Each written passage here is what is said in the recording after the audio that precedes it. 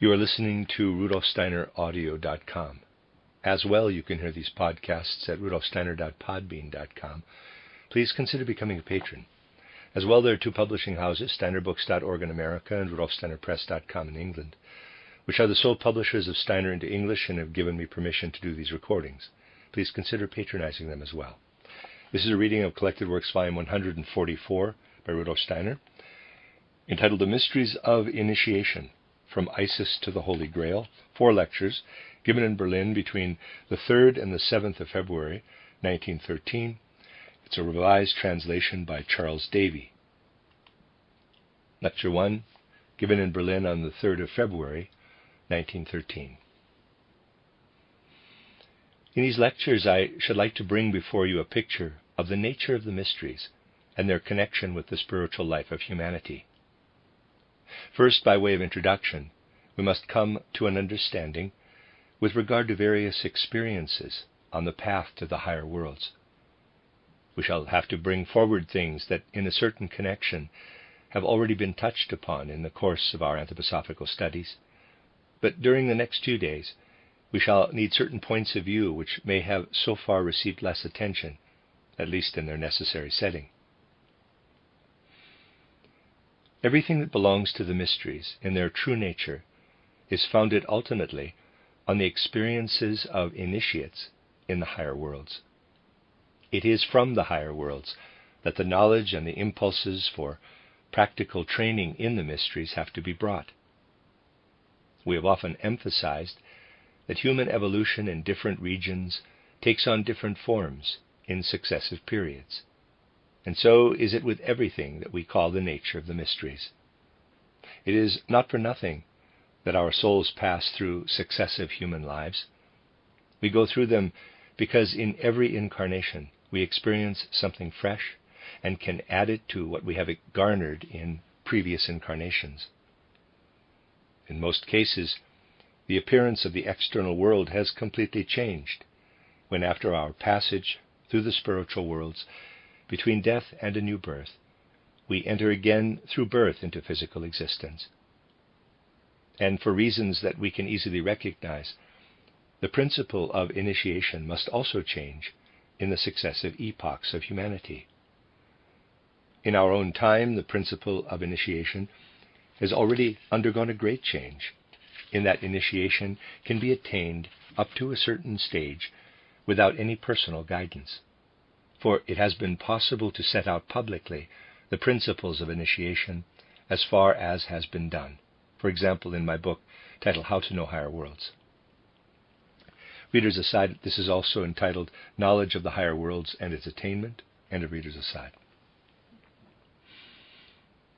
Anyone who tries quite seriously to work through the experiences described in this book can go very far in relation to the principle of initiation. We can go so far that the existence of the spiritual world becomes for us a matter of knowledge, equally with our knowledge of the external physical world. By slowly and gradually applying to our souls, in due sequence, the exercises given, we will break through to an understanding of the spiritual worlds. The way of initiation can now be described and pursued without exposing the soul to certain events which could lead it into particular catastrophes and revolutions. Up to this point, accordingly, it is possible today to discuss in public the way into the higher worlds. But it must be said also that for anyone seriously resolved to go further, the way is even today bound up with the enduring of certain pains and sorrows, and with some quite special experiences that can have a dismaying, revolutionary effect on our lives. And for these we must have undergone a thorough preparation. I must again emphasize, however, that anyone can follow through everything that has been published without risk of harm, and by this means we can go very far along the way. The path to the higher worlds, one need hardly say, is never closed. But anyone who wishes to follow it beyond a certain frontier must be specially prepared if they are to reach the end of it without having their inner life shaken, not morbidly, but shaken through and through. Even these shocks pass quite naturally over the soul when the whole course of initiation is carried out rightly. But it is very necessary that it should be carried through in the right way. Now, we must understand clearly that if anyone wants to plunge into the mysteries, everything in his life of soul must gradually become different. The change can be characterized in a few words by saying, for anyone wishing to penetrate the mysteries, the aims and goals that figure in ordinary psychic life must all become a means to higher purposes, higher goals. In ordinary life, we perceive the external world through our senses. We perceive it in colors, forms, and sounds, and other sense impressions. We live within this world of sense impressions. At the moment when initiation is to enter a certain stage, we must not simply experience blue or red or any other colors all the time. Without losing these experiences, we must learn to make them a means to higher ends. In ordinary life, we look out on a clear day into space and see the blue sky and enjoy the sight. But if we want to be an initiate of a certain degree, we must come to the point of being able to see the blue of the heavens as completely transparent. While normally it is a limit or boundary, it must now become transparent, and we must be able to see what we want to see through the blue sky. For us, it must no longer be a boundary. Or let us take a rose. For external vision, the surface of the rose is bounded by its red color. At the moment of initiation, the red color ceases to be a boundary. It becomes transparent, and behind it appears what is being sought. The color does not cease to produce its own natural effect, but initiates perceive something different when they look through the blue sky, when they look through the red of the rose, and again when they look through the rosy dawn, and so on. The color is experienced in a quite definite manner, but for unmediated vision it becomes transparent and is eliminated by the force within the soul that has been acquired through the training that leads to clairvoyance. So it is with all sensory impressions. Whereas previously they were in themselves a complete experience, after initiation they become merely a means of experiencing what lies behind them. Thus it is with the whole world of thought. In ordinary life we think. I beg you not to misunderstand this in any way. If you compare it in the right sense with other explanations, you will see the agreement, but it is nonetheless true to say that from a certain stage of initiation, thinking in the usual sense of the word ceases. It is not that initiates could ever come to a time when they would regard thinking as of no significance, but instead of being the aim and object of the life of the soul, thinking must become merely a means to an end. Initiates, in fact, are entering a new world.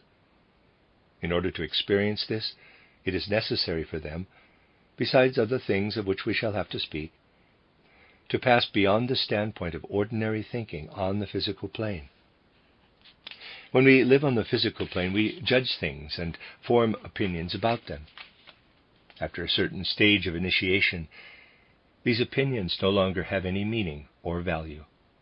But as we are speaking about regions of the life of the soul, so different from those to which we are accustomed, I must point out that it is very easy for misunderstandings to arise. When this stage of initiation, which I shall have to describe later on, is reached, then, as a rule, a person will have to lead a kind of double life. For in everyday life it is impossible not to reflect and form judgments upon things. On the physical plane we are forced to form judgments and to think. Suppose you were sitting in a train and were not thinking. You would go past your station. It could even happen that although an anthroposophist ought to take care of his membership card, a thoughtless person might leave it lying about, which would be against all the principles that should be observed in looking after it. Well, life is such that we must use our judgment and reflect. But with this attitude toward judging and thinking, we cannot attain to the higher worlds. A mixing of the two attitudes may occur. One can be so absorbed in the urge to reach the higher worlds as to be guilty of such a lapse of memory as I have just mentioned. However, on the whole, it should certainly be possible to keep these two things apart: a truly sound power of judgment for the physical plane, holding all life's duties in view, and at the same time never forgetting that what we develop so assiduously for the physical plane can be only a means to an end where the higher worlds are concerned. Thoughts, ideas, and judgments must be for aspirants to initiation what colors, for example, are for painters. For painters, they are not an end in themselves, but rather a means of expressing what they want to say in their picture. In ordinary physical life, thoughts and ideas are an end in themselves. For initiates, they become the means of expressing what they experience in the higher worlds. This stage can be reached only when a certain attitude of soul toward our personal views and opinions has been acquired.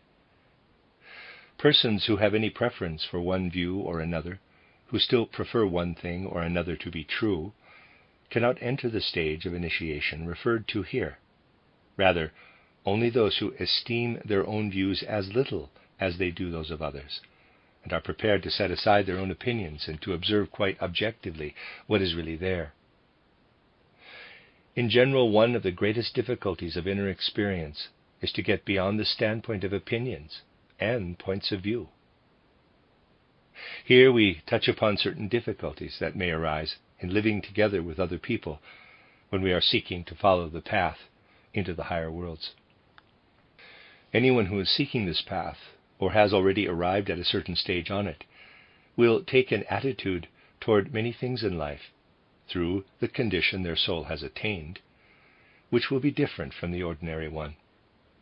Above all, they will reveal the characteristic of knowing quickly, let us say, how one ought to behave in this or that circumstance of life. Then perhaps they are asked by those around them, why should we do that? Certainly, when they can appreciate the other person's point of view, they will always be able to account for this why. But first they will have to come down from the level where they see in a flash what has to be done, and take their stand beside the person, forcing themselves to follow the train of thought of ordinary life, in order to show what proof there is for what they see through in a flash. This rapid comprehension of widely varying and complicated circumstances of life is a phenomenon that accompanies the faculty of rising above personal opinions and views and standpoints. Apart from this, we must seek to attain what is connected with various other inner moral qualities. Of these we shall have to speak later. We will point now to only one quality to which we have often alluded. It is fearlessness. For we must bear in mind that when the entire life of the soul is reduced to being a means, instead of ranking as an end in itself, the experiences into which one enters are transformed. In the first place, there will be a quite new mode of experiencing. One is indeed entering into the unknown, and this is at first always accompanied by conditions of fear. And because the whole experience takes place in the intimate depths of the soul, the state of fear may lead to all kinds of inner psychic experiences. Hence, the preparations for the path into the higher worlds involves the achievement of a certain fearlessness. We have to win this fearlessness by means of very definite meditations. It can be done. Only, generally speaking, people lack sufficient perseverance for the kind of meditations required. A good meditation is to give oneself up again and again to the thought that knowing about something makes no difference to the thing itself. If, for instance, someone were at this moment to know that something bad is going to happen in an hour's time, and that nothing can be done to prevent it, their knowledge of it would probably cause them anxiety and fear. But their knowledge does not alter the thing in the least. Hence the fear and anxiety are entirely futile. It is a futility to which all souls quite naturally give way, a folly which assuredly would assail anyone at a certain stage of initiation if our training had not prepared us for fearlessness by requiring us to say to ourselves again and again, is anything at all altered by the fact of knowing about it? Meditants who have worked up to certain stages of initiation then come to a very remarkable piece of knowledge, the knowledge that in a certain sense things are in a bad way with regard to their inner being, their own human soul. Beneath the threshold of the consciousness, there is indeed something that we would wish to be different, judging by the opinions of ordinary life. In a certain respect, it is something quite terrifying. And it would be in the natural order of things that if we were to be led unprepared into the depths of our own souls, we would get an incredible shock. One must prepare oneself, then, by an ever-repeated meditation on the thought, things cannot be altered by knowing about them. Of a truth, the thing that is terrifying in the subliminal regions of the soul is not called forth only when one approaches it and looks at it. It is always there, even when we are not aware of it. But through constantly repeated meditation on the thought that things cannot be altered by knowing about them, one expels a great part of the fear that must be got rid of. Thus you see from just a few things I have mentioned, that in the moment when we are preparing to rise into higher worlds, intellectual and moral qualities of the soul intermingle. For the ordinary external knowledge of our time, we require only intellectual qualities. In this connection, I call courage and fearlessness moral qualities. Without them, certain stages of initiation cannot be reached. Whether we are speaking of Eastern mysteries or Western mysteries, all have certain stages in common. Hence, for all mysteries, certain expressions have a valid meaning, and can be rendered somewhat as follows. Every soul that wishes to attain to a certain stage of initiation and the mysteries must go through certain experiences. The first can be called, quote, coming into contact with the experience of death, close quote. The second is, quote, passing through the elementary world, close quote. The third was called in the Egyptian and other mysteries, quote, seeing the sun at midnight, close quote. And a fourth one is, quote, the meeting with the upper and the lower gods, close quote. These experiences must be gone through by everyone who attains to a certain stage of initiation. Through inner experience, they must come to know what these phrases mean, and must be capable, so to speak, of living in two worlds. The actual world in which we live today, the world of the physical plane, and a world in which we can live only when we know what is meant by having, quote, come into contact with death, close quote, by having, quote, gone through the elementary world, close quote, by having, quote, seen the sun at midnight, close quote, and by, quote, meeting with the upper and the lower gods, close quote. To come into the vicinity of death. The point here is that in this waking condition between birth and death, we really live continually, insofar as we live consciously, in all that concerning which I have just been saying. It must be overcome, must become for the initiated a mere means to an end. Let us try now to be quite clear as to what we live in while we are on the physical plane. On the physical plane we live in our sensory impressions and in the ordinary experiences of our souls. All this must become merely a means as soon as we enter into the mysteries. What then remains over and above what we feel ourselves to be in ordinary life? Nothing remains. Everything sinks down into a reality of secondary degree. We must lay aside all our usual experiences, both of an inward and of an outward nature.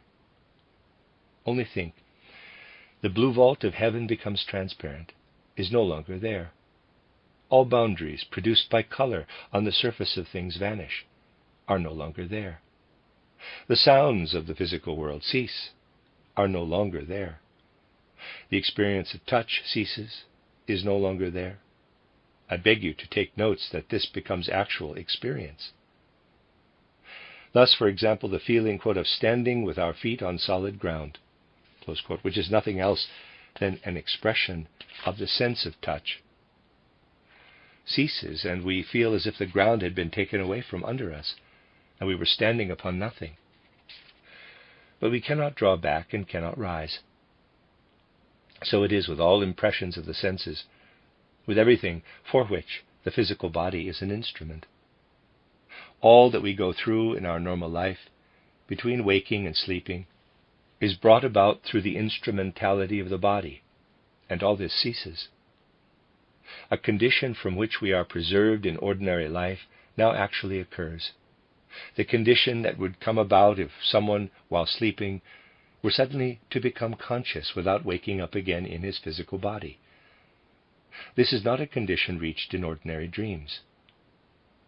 The dream is in a certain sense an extra-physical experience, but the consciousness of it is so lessened that the person is not aware of being outside all physical experience.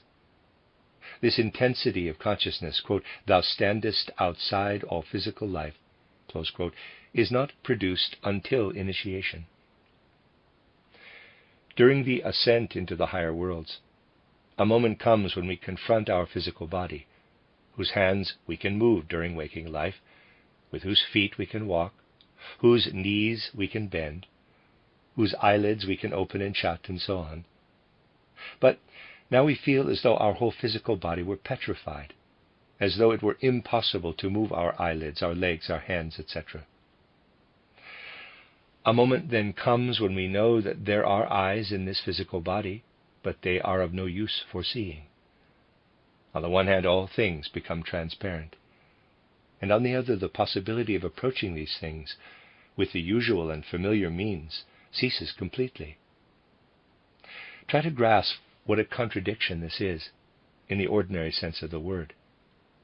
When we prepare ourselves to reach this point, we find all things are, so to speak, transparent, that we see through everything. But at the moment when this begins, for example, when the heavens become transparent, the eye, EYE, ceases to have the power of seeing the blue vault of heaven at all. This means that the first moment in the mysteries consists of someone coming to the point when they overcome the method of perception by the senses, and also the act of thinking. But what they should thereby attain is at the same moment taken from them. We have worked our way through to the moment where something quite new is given to us. We reach precisely the moment in which this new thing comes to meet us. But in this very instant, it is also taken away. We now know nothing but, quote, thou hast won thy way through in such a manner that thou standest before the higher worlds, and now in that very moment they are taken from thee, close quote. Picture this experience to yourselves, and you have the moment that has been designated in the mysteries of all the ages as, quote, the approach to the gate of death, close quote. For we now know what is meant by the words, the world is taken from you, that is, the entire world of impressions. And we know that we consist of nothing but these experiences of inner impressions. For in reality, there exists nothing but these experiences, these inner impressions. As soon as we fall asleep, when all impressions cease, we normally fall into unconsciousness. This means that we live in our impressions. Now we overcome these impressions of ordinary life. We know that we have progressed so far that we can see through everything. But at this moment a new world is taken from us. We shall have to speak more in detail on this point, but first we want to make still clearer what is meant by the expressions used. In face of this unavoidable halt, with no way of getting further, the only deliverance lies in having developed our inner lives in advance of the actual moment, to such a degree that aspirants are able to carry with them the only thing which it is at all possible to take beyond that point. They must come to the point where the external world actually denies them all power. And they must have progressed so far in their inner development that at this moment, through training in self-reliance and self-confidence and presence of mind and other inner virtues, virtues here meaning capabilities, they possess inner power, inner energy, so that at the moment when the world is taken from them, they have at their disposal a surplus of inner energy. But this brings with it at the same moment an extraordinarily significant experience. Imagine coming to the boundary we have striven for, where the world is transparent, but then it is taken from us. Now we have preserved nothing. We cannot have saved anything but a certain inner strength, through having trained our self-reliance, presence of mind, fearlessness, and similar inner qualities. Thereby we come to the significant experience, one that forces itself upon us. Quote, "Thou art alone in the world. Thou art quite alone in the world." Close quote. And then comes an experience which I cannot indicate otherwise than in the words, "Thou alone art the whole world." This experience becomes ever stronger and stronger, more and more comprehensive. And the remarkable thing is that from this experience in the soul, a whole new world can arise, and truly must arise in one who is to be initiated. We feel we have come to a certain boundary where we have confronted the void, but that we have brought with us a certain power. It is perhaps quite small at first, but it becomes ever greater and spreads out on all sides. We begin to penetrate into the whole world, to permeate ourselves with the whole world. And the more we permeate the world with our own being, the more does it appear always different.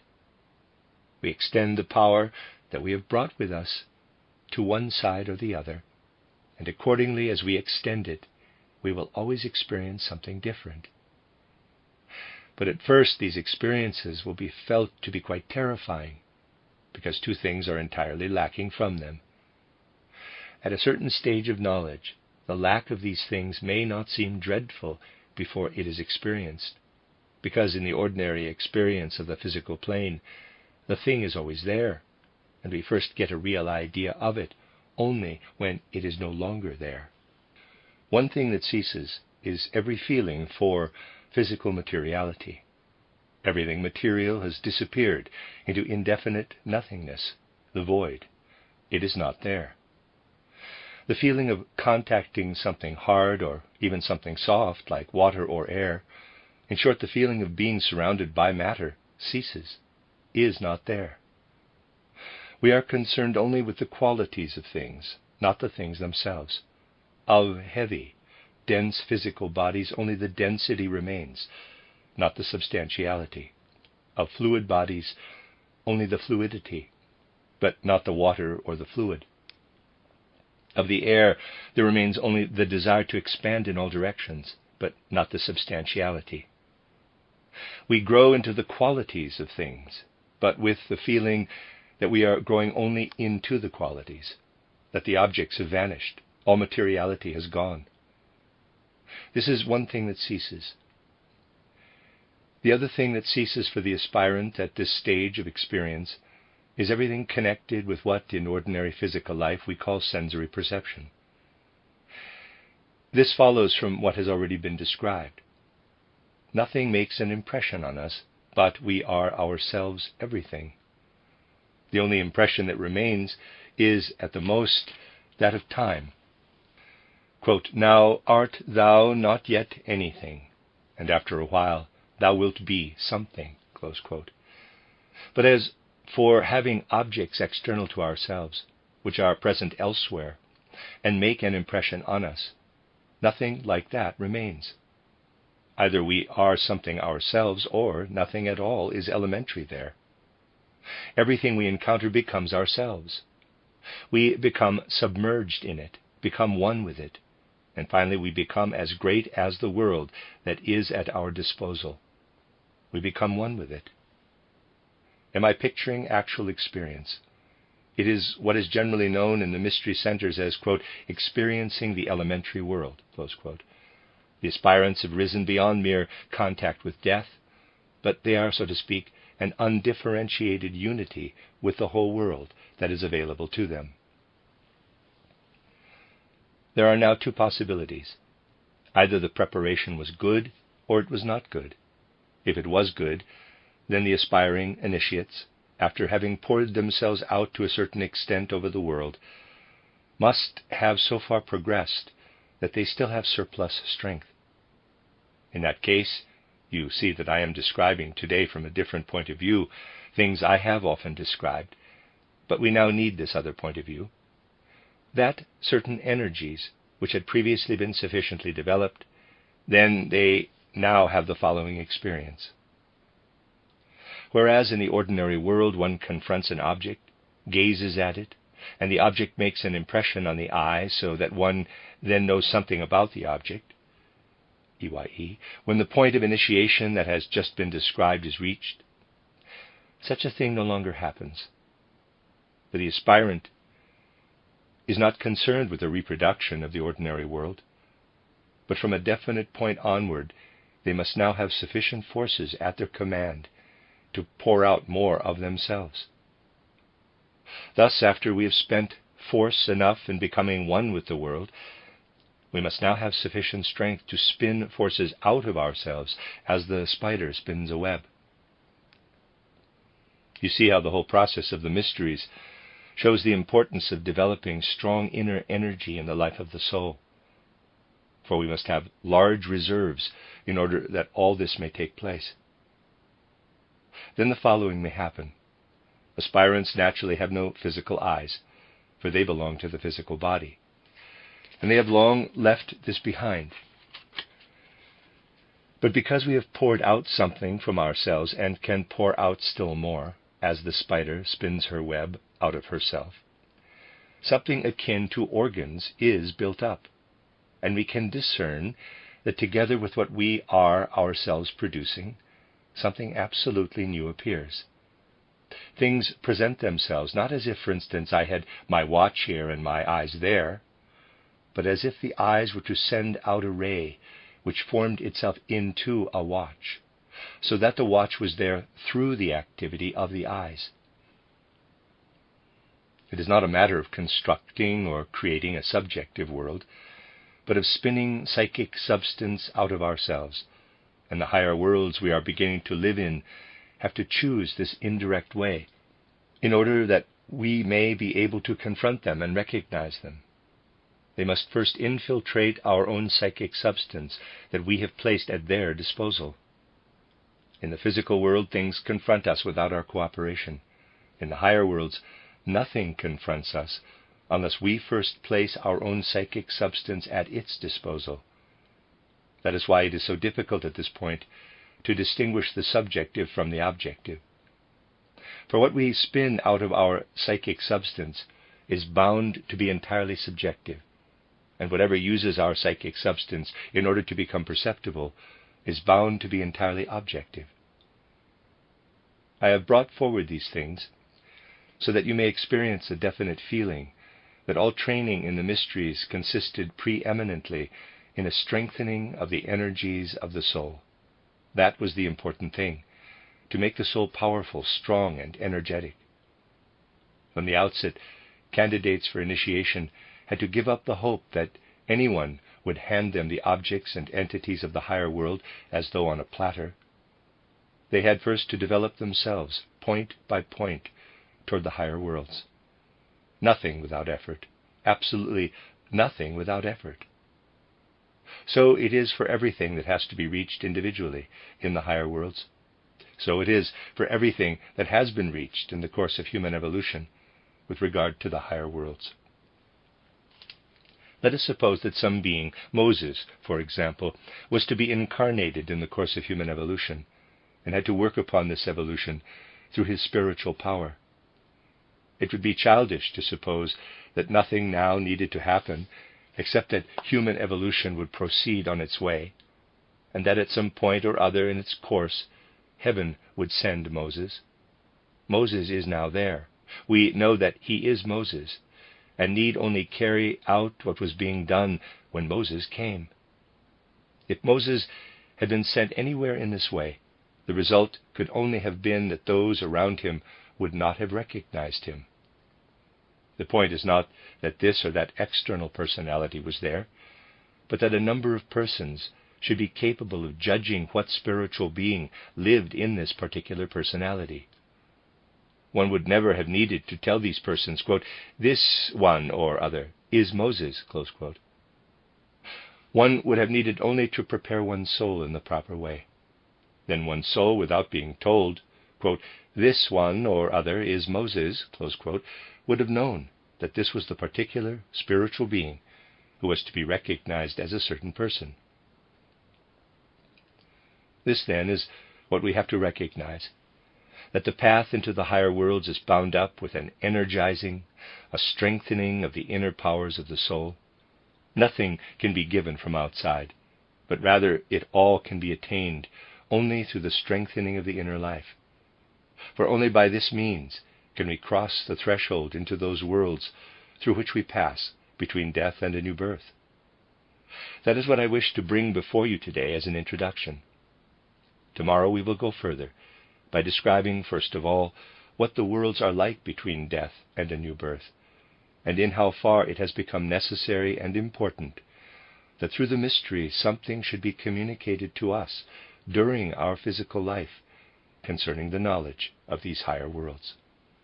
The end of Lecture 1. You are listening to RudolfSteinerAudio.com. As well, these podcasts can be heard at RudolfSteiner.podbean.com. Please consider becoming a patron. As well, there are two publishing houses, SteinerBooks.org in America and RudolfSteinerPress.com in England, which are the sole publishers of Steiner into English and have given me permission to do these recordings. Please consider patronizing them as well.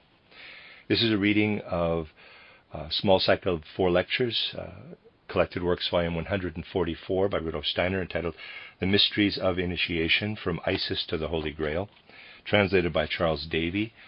This is Lecture 2, given in Berlin on the 4th of February, 1913. From what has been said, we can well see that the ascent into spiritual worlds depends upon the strengthening of the inner forces of the life of the soul, so that through the exercises we undertake for the purpose of penetrating into the higher worlds, we develop forces in our souls which far surpass those needed in ordinary life. This requirement is shown in that when the soul becomes independent of the physical body in ordinary life, that is, in sleep, it falls at once into unconsciousness.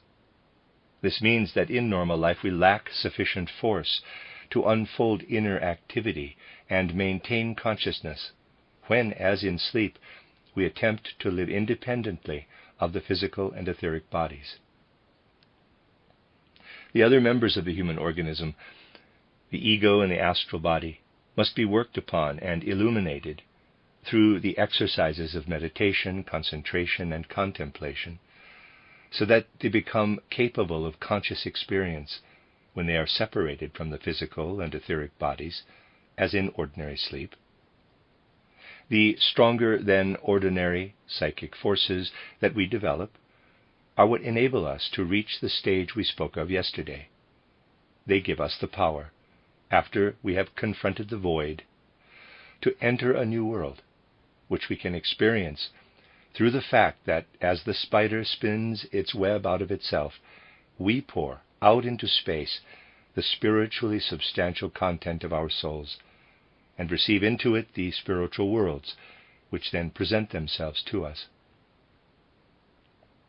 So now, after having left behind the physical sensory world in this way, and gone through the stage of having stood over the abyss, for that is how it feels when we confront the void, the aspirant is in a new world.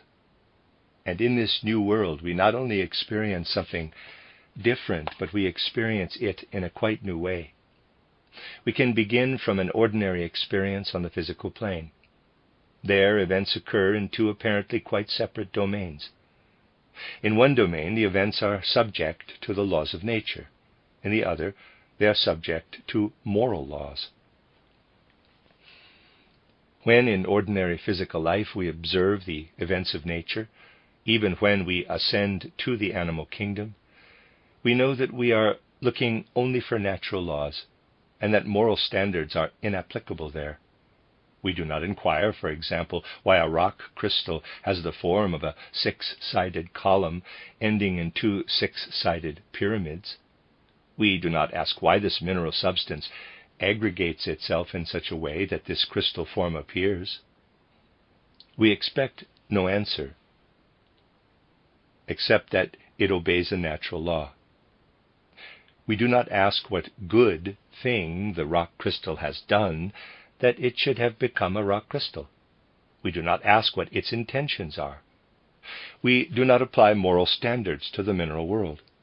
Neither do we apply them to the plant world, and only in a somewhat indirect sense, and one might say, according to the sympathies of Darwinistically inclined persons, do we apply moral concepts to the animal kingdom. What interests us in the animal kingdom, first of all, is its conformity to natural law. When we rise to the human kingdom, we feel obliged to judge individuals according to the standards of goodwill, love, and so forth.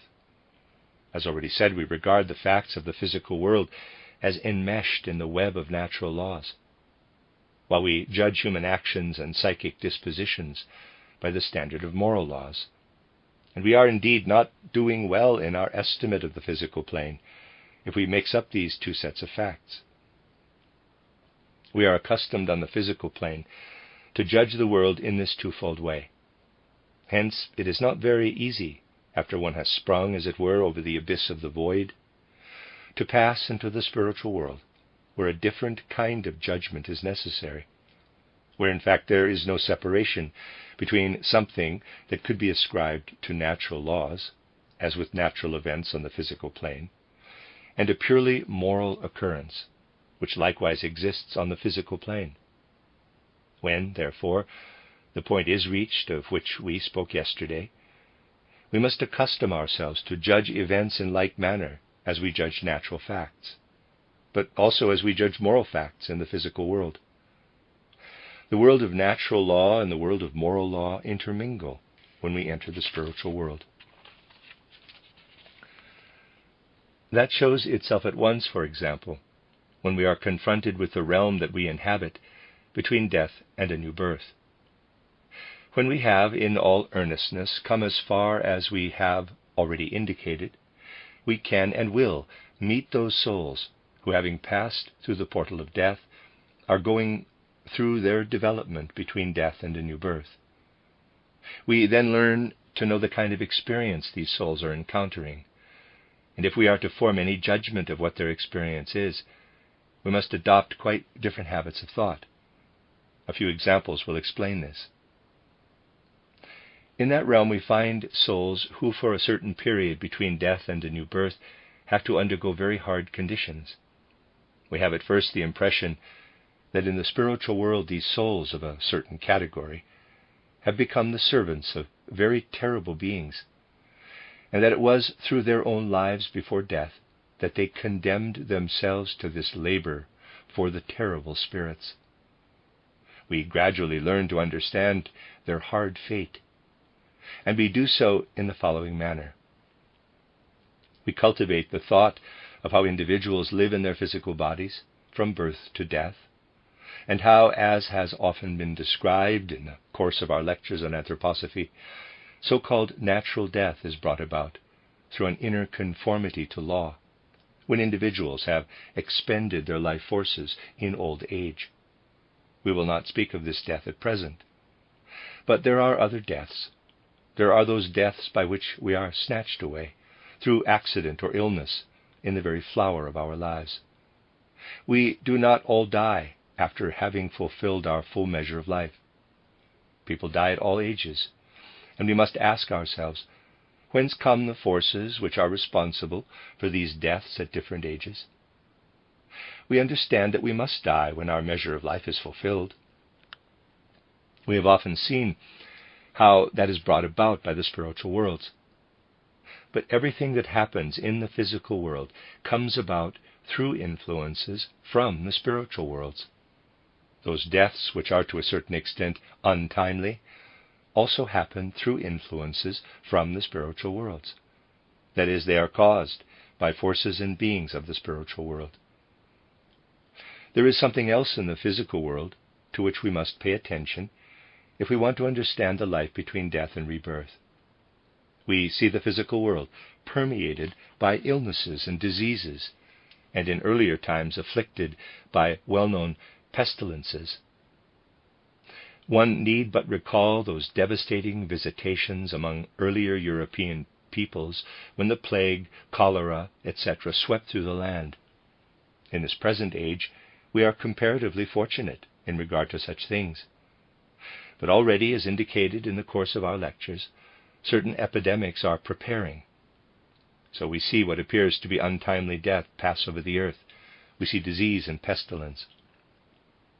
And the clairvoyant sees souls living between death and a new birth, who are helping those spirits who bear from the suprasensible worlds into the sensory world the forces which bring epidemics and illnesses and so-called untimely death. It makes a terrifying impression to perceive how, during certain periods of their lives, between death and a new birth, human souls have become servants of the evil spirits of illness and death, and have condemned themselves to this servitude. If one tries to trace back the lives of such persons to the time before they went through the gate of death, one always finds that during their life on the physical plane they were lacking in conscience, lacking in feelings of responsibility. A fixed law is evident here. The seer perceives how souls who were morally irresponsible in their dispositions in their lives on earth have to cooperate for a period after death in bringing epidemics, illnesses, and untimely deaths into the physical sensory world. Here we see a natural ordinance to which these souls are subject, but we cannot say of it that, like a crystallization or like the concussion between two elastic balls, it has no connection with morality. These souls show us how in the higher worlds there is an interweaving of natural law with the moral world order. The manner in which things come about in the higher worlds is dependent on beings whose fate is conditioned by their moral behavior in the world. To take another example, we can look at what initiates learn when they turn their attention to a characteristic, the desire for ease and comfort that is very widespread among humanity, more widespread than is generally supposed. People indulge far more in indolence than one realizes. They are indolent in their thinking, indolent in their manners and behavior, and particularly so when they are required to alter their thinking or their habits. If people were not so ease-loving in their innermost souls, they would not have so often resisted a necessary change in their ideas. They struggled against it, because to have to unlearn anything is uncomfortable. After having thought so long that the earth stood still and that the sun and stars went round it, it was tiresome to have to learn something different when they suddenly heard through Copernicus about the movement of the earth. It was an uncomfortable thing when, theoretically at least, the ground was taken from under their feet. All the resistance of those times against this new idea sprang from indolence of thought, from the love of ease, for to unlearn anything is tiresome. But one need merely consider the most ordinary everyday life, and one will find how widespread is the quality, really a vice, of indolence. In recent times we have gained some idea of the enormous extent of indolence, love of ease, among humanity. This will be seen from the following example. There are many theories of political economy. I need not speak about them now. But there is one theory of political economy which is somewhat out of date today, but once played a great role. It was based upon the idea that everyone should be free to compete in the exchange of commodities, etc. and that the best social structure would be obtained if completely free competition were allowed. Then other, more socialistic theories took root. But latterly, some political economists have drawn attention to the fact that all these theories were in the highest degree one-sided. For what takes place in the world of commerce and in social life is much more dependent on the love of ease than on the law of competition, or the law of getting on in the world, yes, even more than on the laws of conscious egotism. Thus, even into political economy, a knowledge of the law of slothfulness finds entry, which means that even in this realm one can discern good sense, and a readiness to recognize facts that cannot be overlooked, unless one adopts an ostrich policy toward life. Love of ease is a general and widespread attribute of humanity. And if one follows up after death the souls who were subject to it, one sees how this love of ease persists, and how for a certain time after death these souls have to live in a region where, as a result of indolence, they become servants of the god or gods of opposition, those gods who place particular obstacles in the path of evolution. And these again are spirits under the rule of Ahriman. Ahriman has various things to do. One of his tasks is to conduct out of the spiritual worlds into the physical world the forces which call forth opposition in physical life. Thus humans are, on the one hand, ease-loving, but on the other hand, the fate of lovers of ease is such that when they want to do anything, they run up against a general cosmic law. Obstacles are everywhere. And even if they are not in the grotesque form once pictured by a German poet, they are there in the most tragic guise. He called them the, in quotes, malice of things. This malice of things is especially apparent when, for instance, a preacher in the pulpit is in the midst of a tremendously long tirade and a fly alights on his nose, causing him to sneeze violently. That is the malice of things. But it appears first in full force when persons who, in this sense, are the children of misfortune, are exposed to it at every step. Friedrich Theodor Fischer once wrote a novel in which someone was continually exposed to this malice of things.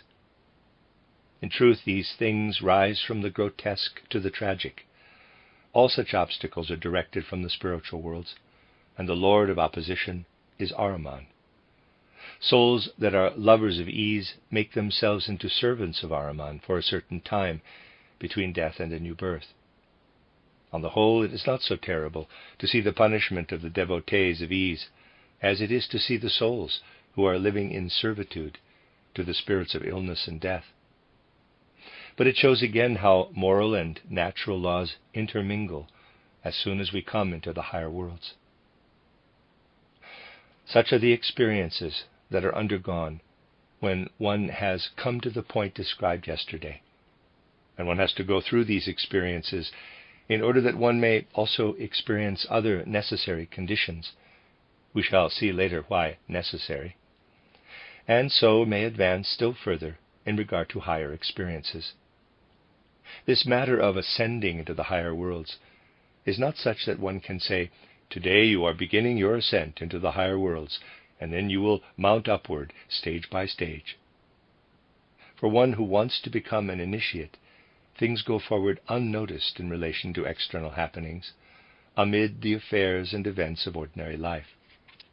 We do indeed come stage by stage into the higher worlds, but from this sojourn in the higher worlds we must again come forth and live in the ordinary world.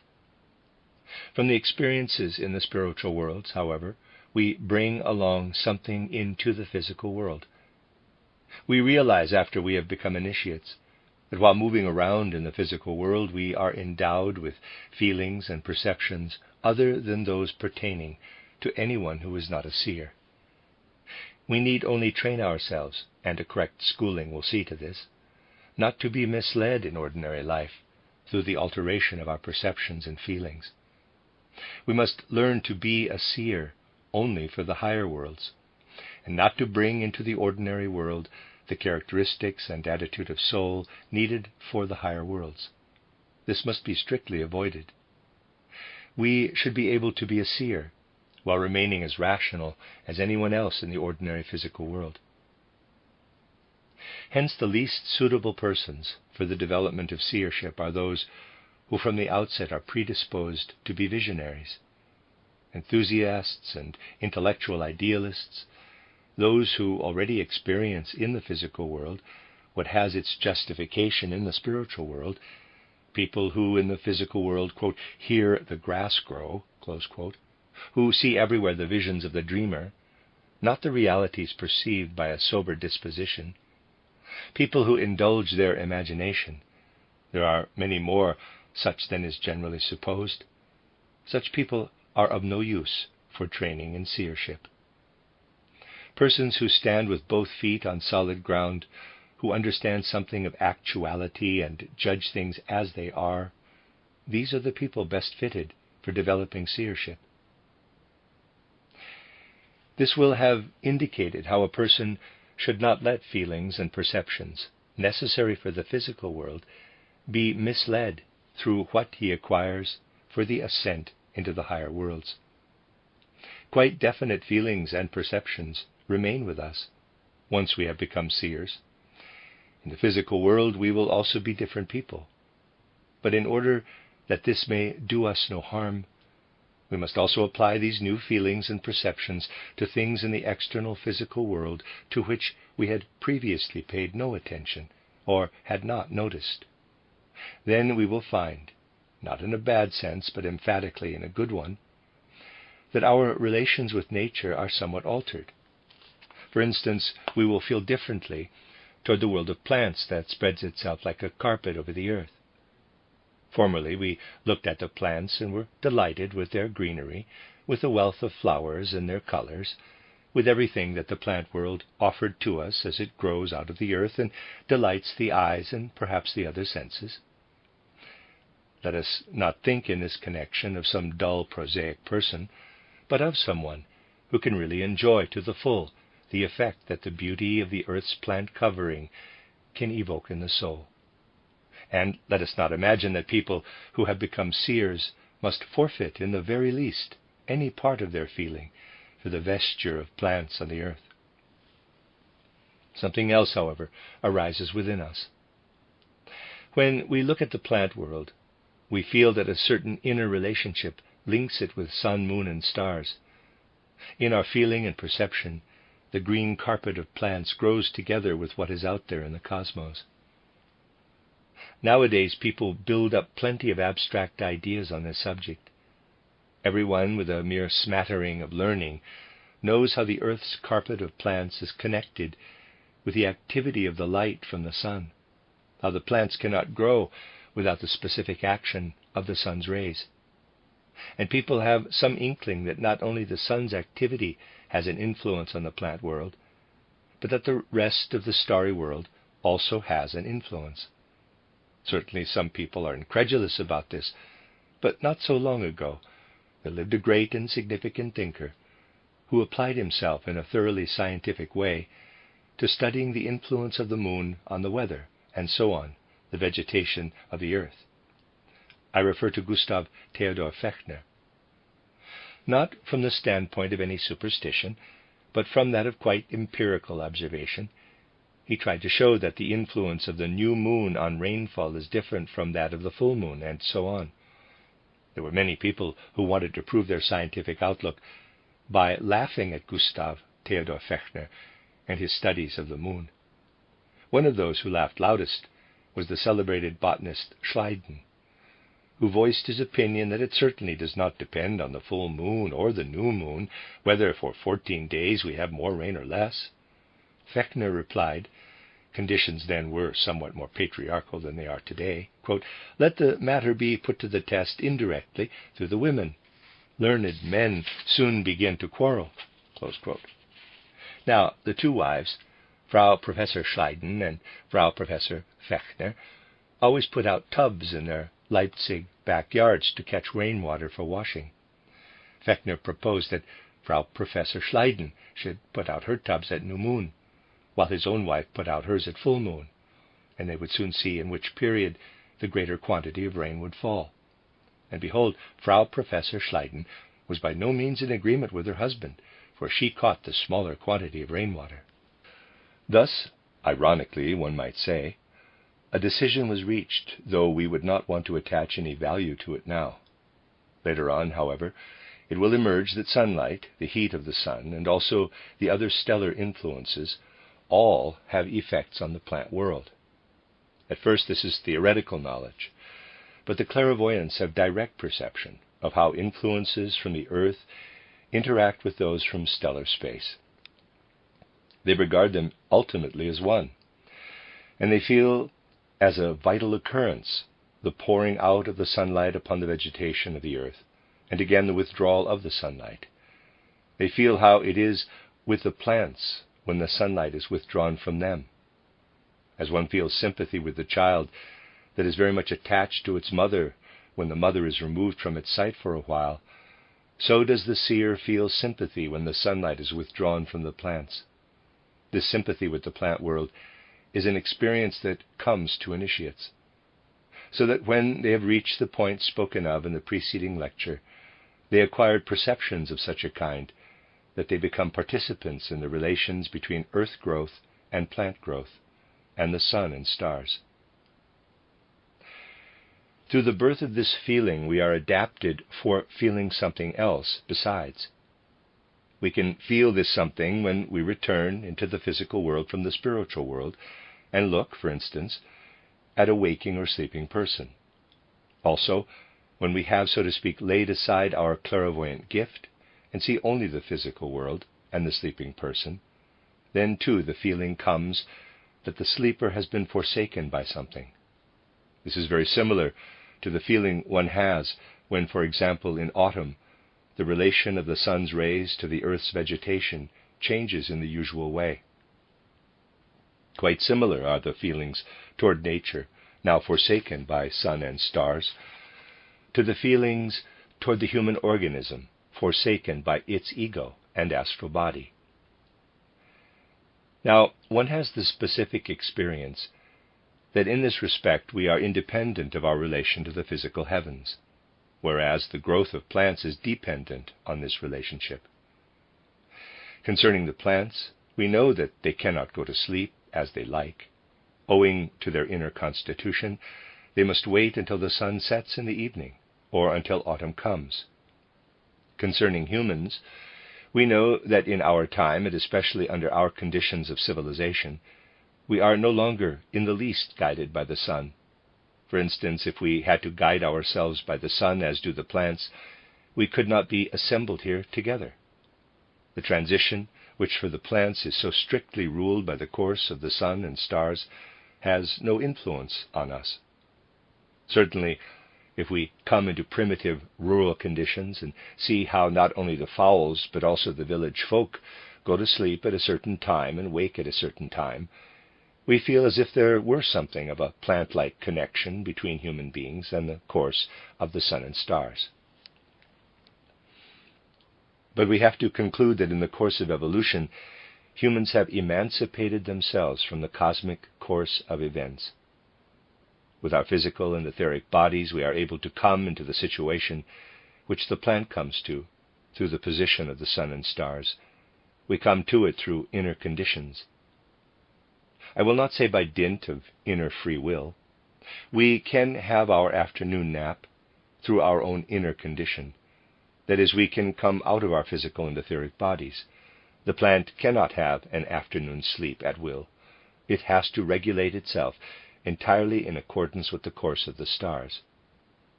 But what are we when, as physical and etheric bodies, we lie asleep, with our astral bodies and our egos outside? Our physical and etheric bodies then have the value of the plant. A physical and an etheric body are what the plant has. Considering all this, you may say, a plant grows gradually into connection with the sun and the starry world, becomes one with them. Hence we must direct our feeling from the plant to the world of the stars and sun. This same direction of feeling applies to the sleeping man. who also consists of physical body and etheric body, and has the value of a plant in relation to his ego and astral body. For these, quite independently of the sun's position, are outside his physical and etheric bodies when he sleeps, just as the physical sun is outside the physical body and etheric body of the plant. What I have here explained to you is experienced by the seer. Now, when, proceeding from such perceptions, we deliberately bring about the independence of the ego and astral body from the etheric and physical bodies, when we have got so far as deliberately to make the physical body and the etheric body into a kind of plant by passing out of them, then we come to know something very strange. It is as if the sun were speaking, as if it were looking down on the plants and observing itself in relation to them, and then saying, yes, this physical and this etheric body of the plants belong to me, for they need what I can send them. Exactly as the sun might speak to the plant growing below, so can the ego of a person say of his physical and etheric bodies, quote, they belong to me as the plant does to the sun. I am like a sun to the physical and etheric bodies, close quote. A sun to the physical and etheric bodies. So do we learn of necessity to speak of our ego. And just as we learn to speak of our ego with reference to our physical and etheric bodies, as the sun would speak to the plant, so do we learn to speak of our astral body as the moon, and also the planets, would have to speak to the plant. That is a quite special and important experience in the mysteries. It was cultivated as a real and immediate experience, first in the mysteries of Zarathustra, and then wherever the world was developing, right on to the mysteries of the Holy Grail.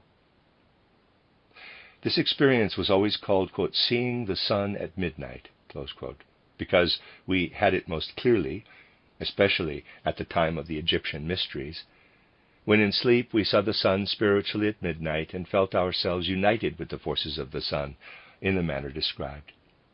It was an experiencing of the solar element in our own ego, as a solar force that shines upon the physical and etheric bodies. This then was a third experience, common to all the different mysteries. Common to them all were and are the, quote, pressing forward to the boundaries of death, the experiencing of the elementary world, and now seeing the sun at midnight, close quote. But it must be clearly understood that at the moment when the seer feels himself isolated and as though sun-like or star-like in relation to his own etheric and physical bodies, he no longer feels the sun and stars only in their physical substantiality, but becomes acquainted with the spiritual beings and worlds belonging to them. The experiencing of the cosmos is an experience in the spiritual worlds. We have to be quite clear about that. Now, in order to rise up correctly into the higher worlds, and to have the experiences which correspond with the spiritual realities, it is important and necessary that we should first gain acquaintance with the quite different nature of the spiritual world as compared with the physical world. One learns enough of this when, as a seer, we can test and observe the consequences of indolence, or of a lack of conscience for the experience of the soul in the time between death and a new birth, and much else besides. Through these things, clairvoyants must, so to speak, open out their souls for conditions essentially different from those on the physical plane. Only then are they ripe for gaining living experience of the spiritual cosmos, for recognizing the interconnection of the ego and the astral body with the cosmos. One comes directly to the experience that humans, in regard to the highest members of their being, belong not only to the earth but are at home in the whole cosmos. Then all previous theorizing is seen as a mere playing with words. We know then that every person, when we pass out of our physical and etheric bodies on going to sleep in the evening, enters into participation with cosmic forces. We seek strengths for ourselves out of the whole universe, and on reawaking, bring back the forces we have gathered during sleep in order to use them in the physical world. The connection with the cosmos is experienced at a quite definite stage of the mysteries.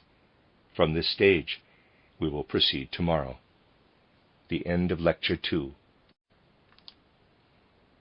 You are listening to RudolfSteinerAudio.com. As well, you can hear these lectures at rudolfsteiner.podbean.com. Please consider becoming a patron. As well, there are two publishing houses, steinerbooks.org in America and rudolfsteinerpress.com in England, which are the sole publishers of Steiner into English and have given me permission to do these recordings. This is a reading of Collected Works, Volume 144 by Rudolf Steiner, The Mysteries of Initiation, From Isis to the Holy Grail. 4 lectures, translated by Charles Davy. This is Lecture 3, given in Berlin on the 5th of February, 1913. When we of our time undergo an occult training, which leads us to such experiences as were described in the last 2 lectures, we enter by means of this training into the spiritual worlds, and there we experience certain facts and meet with certain beings. The phrase, quote, "to see the sun at midnight," close quote, is fundamentally only an expression for spiritual facts and for the meeting with spiritual beings who are connected with solar existence.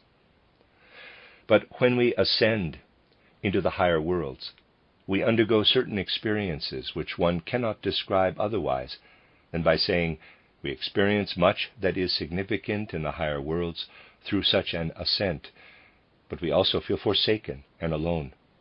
We feel that we can gather up our experience in some such words as these, quote, "much, very much you are seeing here, but the very thing you must long for above all else, after all you have gone through, that you are not able to experience," close quote. And we would like to question all the beings whom we meet after such an ascent concerning certain secrets we long to understand. That is the feeling we have. But all these beings who unveil much that is immense and powerful remain silent when we want to learn from them about those mysteries that we must now regard as the most important of all.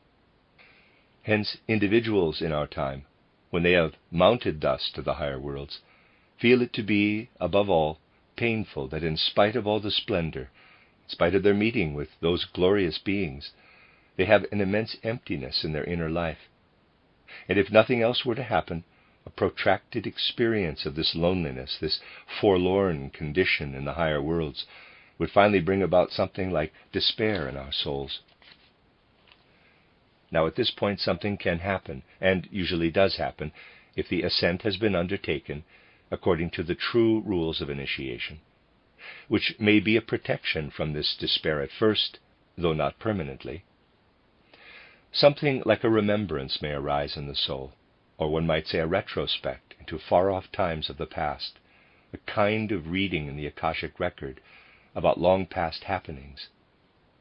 And what is then experienced, one cannot characterize these things except by trying to clothe them in approximate words, might be put in the following way.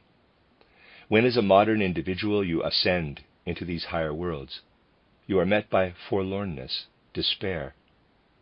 But pictures call up for you long past happenings, showing you that in distant times humans ascended into the worlds into which you now wish to rise. Yes, from these pictures in memory, you may well come to recognize that in earlier incarnations your own soul took part in what these humans experienced when formerly they rose into the higher worlds. It might even appear that the soul of a present-day individual, in contemplating these pictures, looks at experiences of his own, passed through in times long since past. Then, in those remote ages, this soul would have been an initiate. In other cases, we would know only that our souls had been connected in times long past with those who, as initiates, had then risen into the higher worlds. But our soul now feels lonely and forsaken, whereas those once initiated souls did not feel lonely and forsaken in the same worlds, but experienced innermost bliss. We will recognize further that this was so because in those ancient times souls were differently constituted, and for this reason they experienced differently what they beheld in the higher worlds.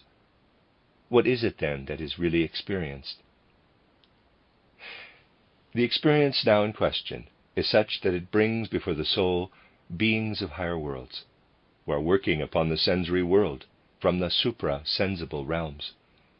Beings are perceived, who stand behind our sensory world. Conditions are seen, such as were described yesterday. But if one tries to summarize all one sees, it can be characterized in some such way as the following. We feel ourselves to be in the higher worlds, and gazing down, as it were, into the sensory world, we feel ourselves united in some way with spirits who have passed through the portal of death, and with them too we gaze downward and see how they will again employ their forces in order to enter physical existence. We look down and see how forces are sent out of the supra-sensible worlds in order to bring about the processes of the different kingdoms of nature in the sensory world. We see the whole current of events which are prepared for our world out of the higher worlds, because in the course of a sojourn of this kind in the higher worlds, we are outside our physical and etheric bodies. We look down upon them, and we see also those forces in the cosmos, in the whole spiritual universe, which are working on our physical and etheric bodies. And through the activity of the beings into whose company we have entered, we learn to understand how physical and etheric bodies come into existence within the physical world. We learn to understand this thoroughly. We come to understand how certain beings who are associated with the sun send their activity into the earth and work on engendering the human physical and etheric bodies. We learn also to know certain beings associated with the existence of the moon, who work down out of the cosmos in order likewise to cooperate in bringing about the physical and etheric bodies of human beings. Then, however, arises a great longing, a longing that becomes terrible for someone of the present time. It is the longing to know something of how the astral body and the ego are born out of the cosmos, how they come into existence. Whereas the seer can discern exactly how the physical body and the etheric body arise out of the forces of the cosmos, completely hidden from him is everything that could point to how the human astral body and the ego are brought into being. In deepest darkness and secrecy is veiled everything that has to do with the astral body and ego. Thus the feeling grows. What you are in your inmost nature, what you yourself really are, is veiled from your spiritual sight. And that in which you sheathe yourself when you are living in the physical world is disclosed to you precisely enough. All this is experienced by us in the present time, when we rise to higher worlds in the manner described. It was experienced also by those who in primordial times undertook the ascent. But they did not feel the great longing we have spoken of. They had no need to behold their innermost being, for they were so constituted that they felt a deep inward satisfaction in perceiving how the spiritual beings whose company they had reached were at work in building physical and etheric bodies on the earth. In contemplating how these beings worked down from the sun to accomplish this task, the souls who were initiated in past times found their highest satisfaction. It must be added that the work performed by these beings presented itself under a different aspect in those times, hence the satisfaction it could afford. In our time, the work appears in such a light that one asks, wherefore all this preparation of the physical and etheric bodies, if one cannot understand what these sheaths conceal? That is the difference between a person of the present time and someone of old. And the period in the past, which was connected particularly with these experiences, is that in which Zarathustra initiated his pupils and guided them up into the higher worlds.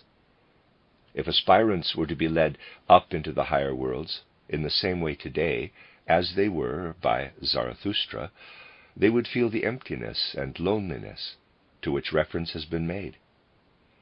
In the time of Zarathustra, those who were to be initiated experienced the working of Ahura Mazda on the physical body and the etheric body, and in the unveiling of this wonderful mystery, they felt bliss and satisfaction, for they were so disposed that they felt inwardly stirred when they saw how the sheaths, which we need if we are to accomplish our earthly mission, are brought into existence.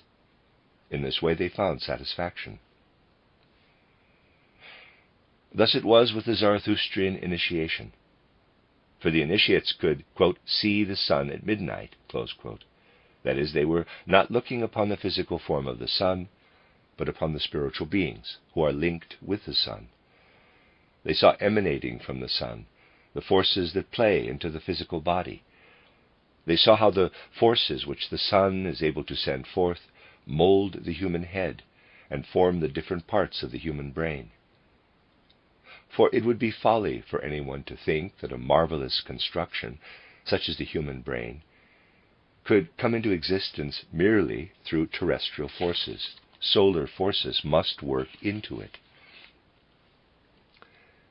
These forces bring together the complex involutions of the human brain, poised above the face. Engaged in this task are quite numerous beings. Zarathustra gave them the name of Amshaspans.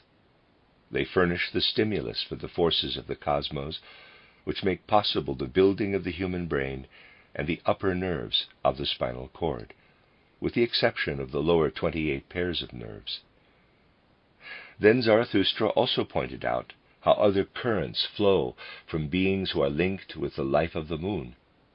He showed how wonderfully the structure of the cosmos is adapted, so that from 28 groups of entities, IZs, as they are called, currents proceed which build up the spinal cord with its 28 lower pairs of nerve fibers.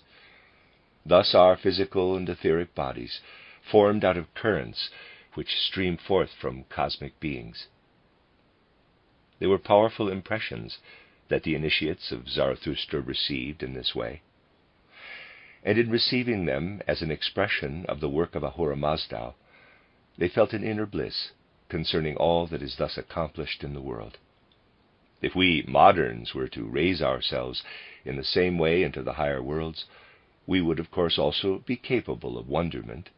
We too would be able to begin to experience the same bliss, but gradually we would pass on to the feeling that one cannot clothe in words other than these.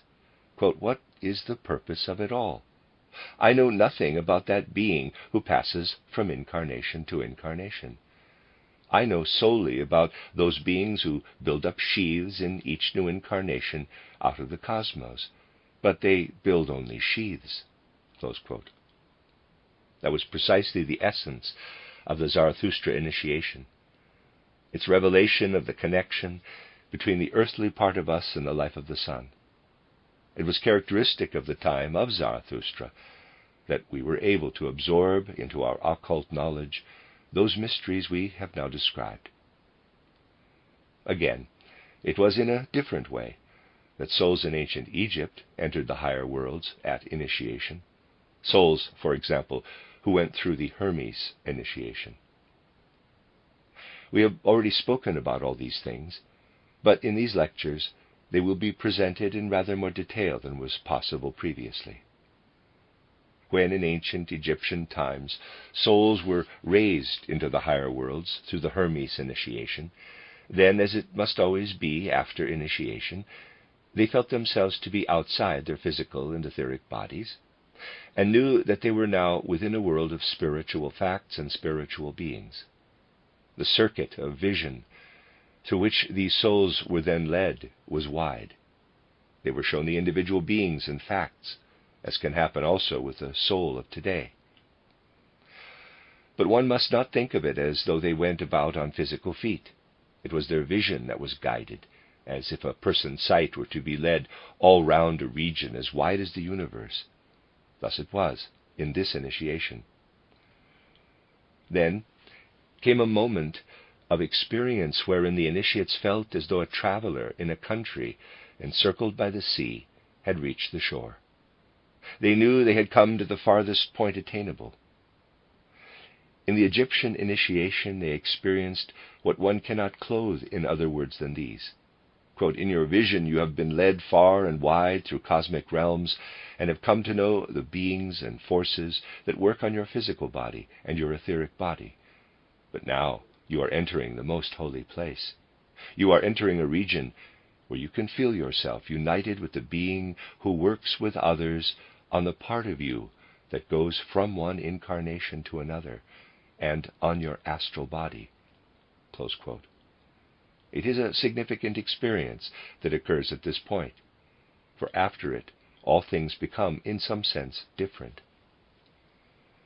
For the initiates, after that, one possibility is closed. In the world they have now entered, on the shores of cosmic existence, they are no longer able to make use of their former ways of thinking and judging. If they cannot cast off all this earthly physical power of judgment, if they cannot discard what has guided them so far, then they cannot have this experience on the borders of existence. They cannot feel themselves united with that being who is active when human beings as spirit and soul approaches their birth into a new incarnation and seek nation, family, and parents in order to clothe themselves with new sheaths.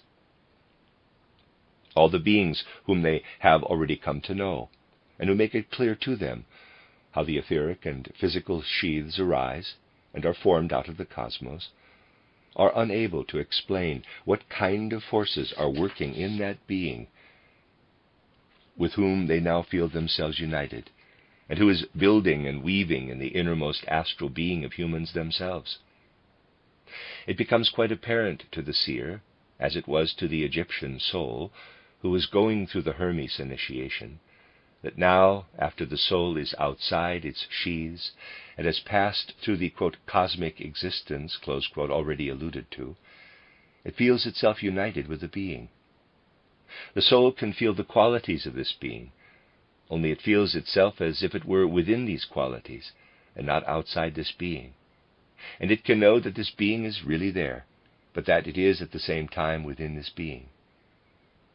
The first impression that the aspirant receives of this being is such that one says to oneself, "In this being lie the forces which bring the soul from one incarnation to another, and also the forces which illuminate the soul between death and a new birth. All that is there within." But when there surges toward you a force like unto spiritual cosmic warmth, one that conveys the soul from death to a new birth, and when there presses toward you the spiritual light that illumines souls between death and a new birth, and when you feel how this warmth and this light stream out from the being with whom you are united, you are now in a quite peculiar situation. You have had to drink the waters of Lethe, to forget the art of understanding that formerly guided you through the physical world, to lay aside your former power of judgment, your intellectuality, for here these would only lead you astray. And as yet you have gained nothing of a new kind. In your experience of the cosmic warmth which brings the soul to a new birth, you are within the ocean of forces which illuminate the soul between death and a new birth. You experience the force and the light that issue from this being. You behold this being in such a manner that you can do nothing but ask of it, "Who are you?" For you alone can tell me who you are, and only then can I know that which takes the essential inward part of me as a human being from death to a new birth. Only when you tell me this can I know what my innermost nature is as a human being. Close quote. And the being with whom the aspirant knows himself to be united remains mute. He feels with the deepest part of himself that he is united with the deepest part of the being. The urge toward self-knowledge arises, to know what a human being is. And yet the being remains silent. Aspirants must first have stood for a while before this silent being, and have felt deeply the longing to have the riddle of the universe solved in a new manner, as it never can be on the physical earth. They must have brought into this world, to this being, as a force out of himself, the deep longing to have the riddle of the universe solved in a way foreign to physical existence, and the soul must entirely live in the longing to have the cosmic enigma solved in this manner. Then, when they have felt themselves united with the mute spiritual being, and have lived within it with longing for the solution that we have indicated, then they feel that there streams forth into this spiritual being with whom they are united the force of their own longing. And because this force of the aspirant's own longing for the solution of the riddle streams out into the spiritual being, after a time it gives birth to something like another being projected from it.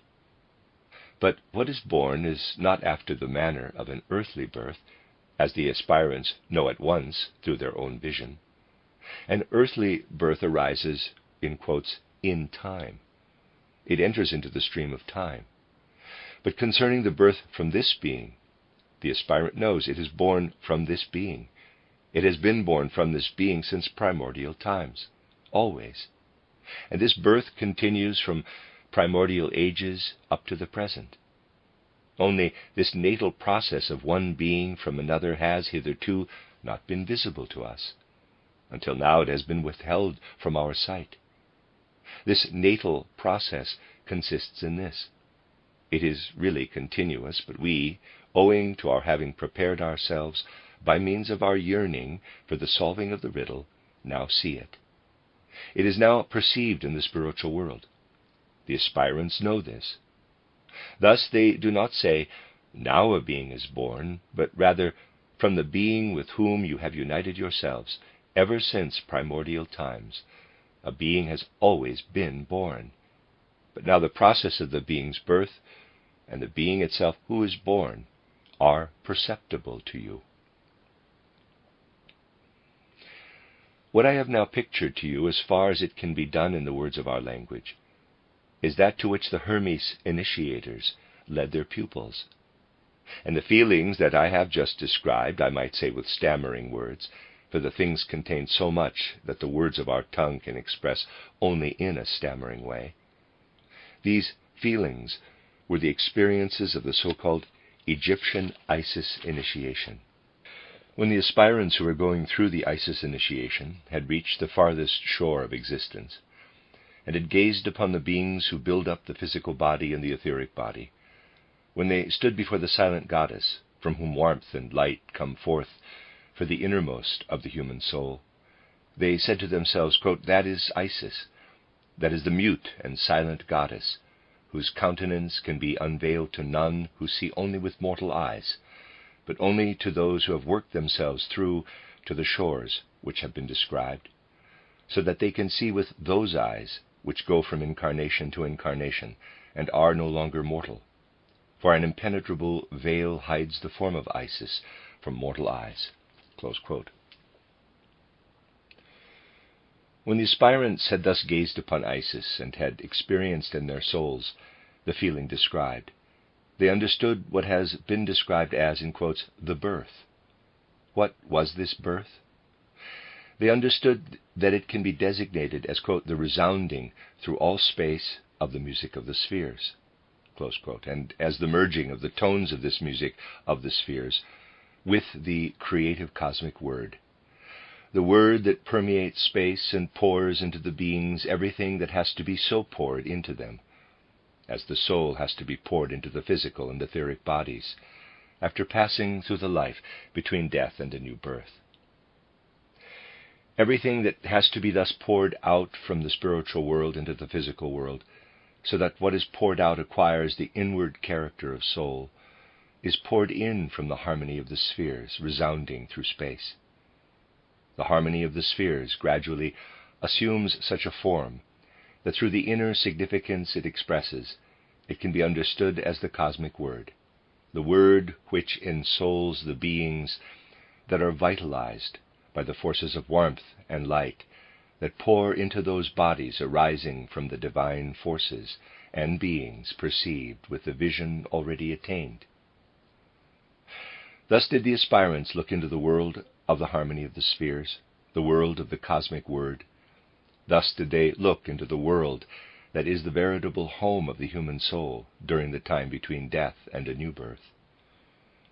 What is hidden deep in human physical earthly existence, but lives within death and a new birth, is the splendor of the light and warmth, what deeply veils itself in the physical world, as the world of the harmony of the spheres and the cosmic word, was experienced in the Hermes initiation as coming to birth from Isis. There Isis stands before the aspirant, Isis herself on the one side, and on the other side the being she has borne, of whom one must speak as cosmic tones and the cosmic word. The aspirants feel themselves in the company of Isis and of the cosmic word born of her.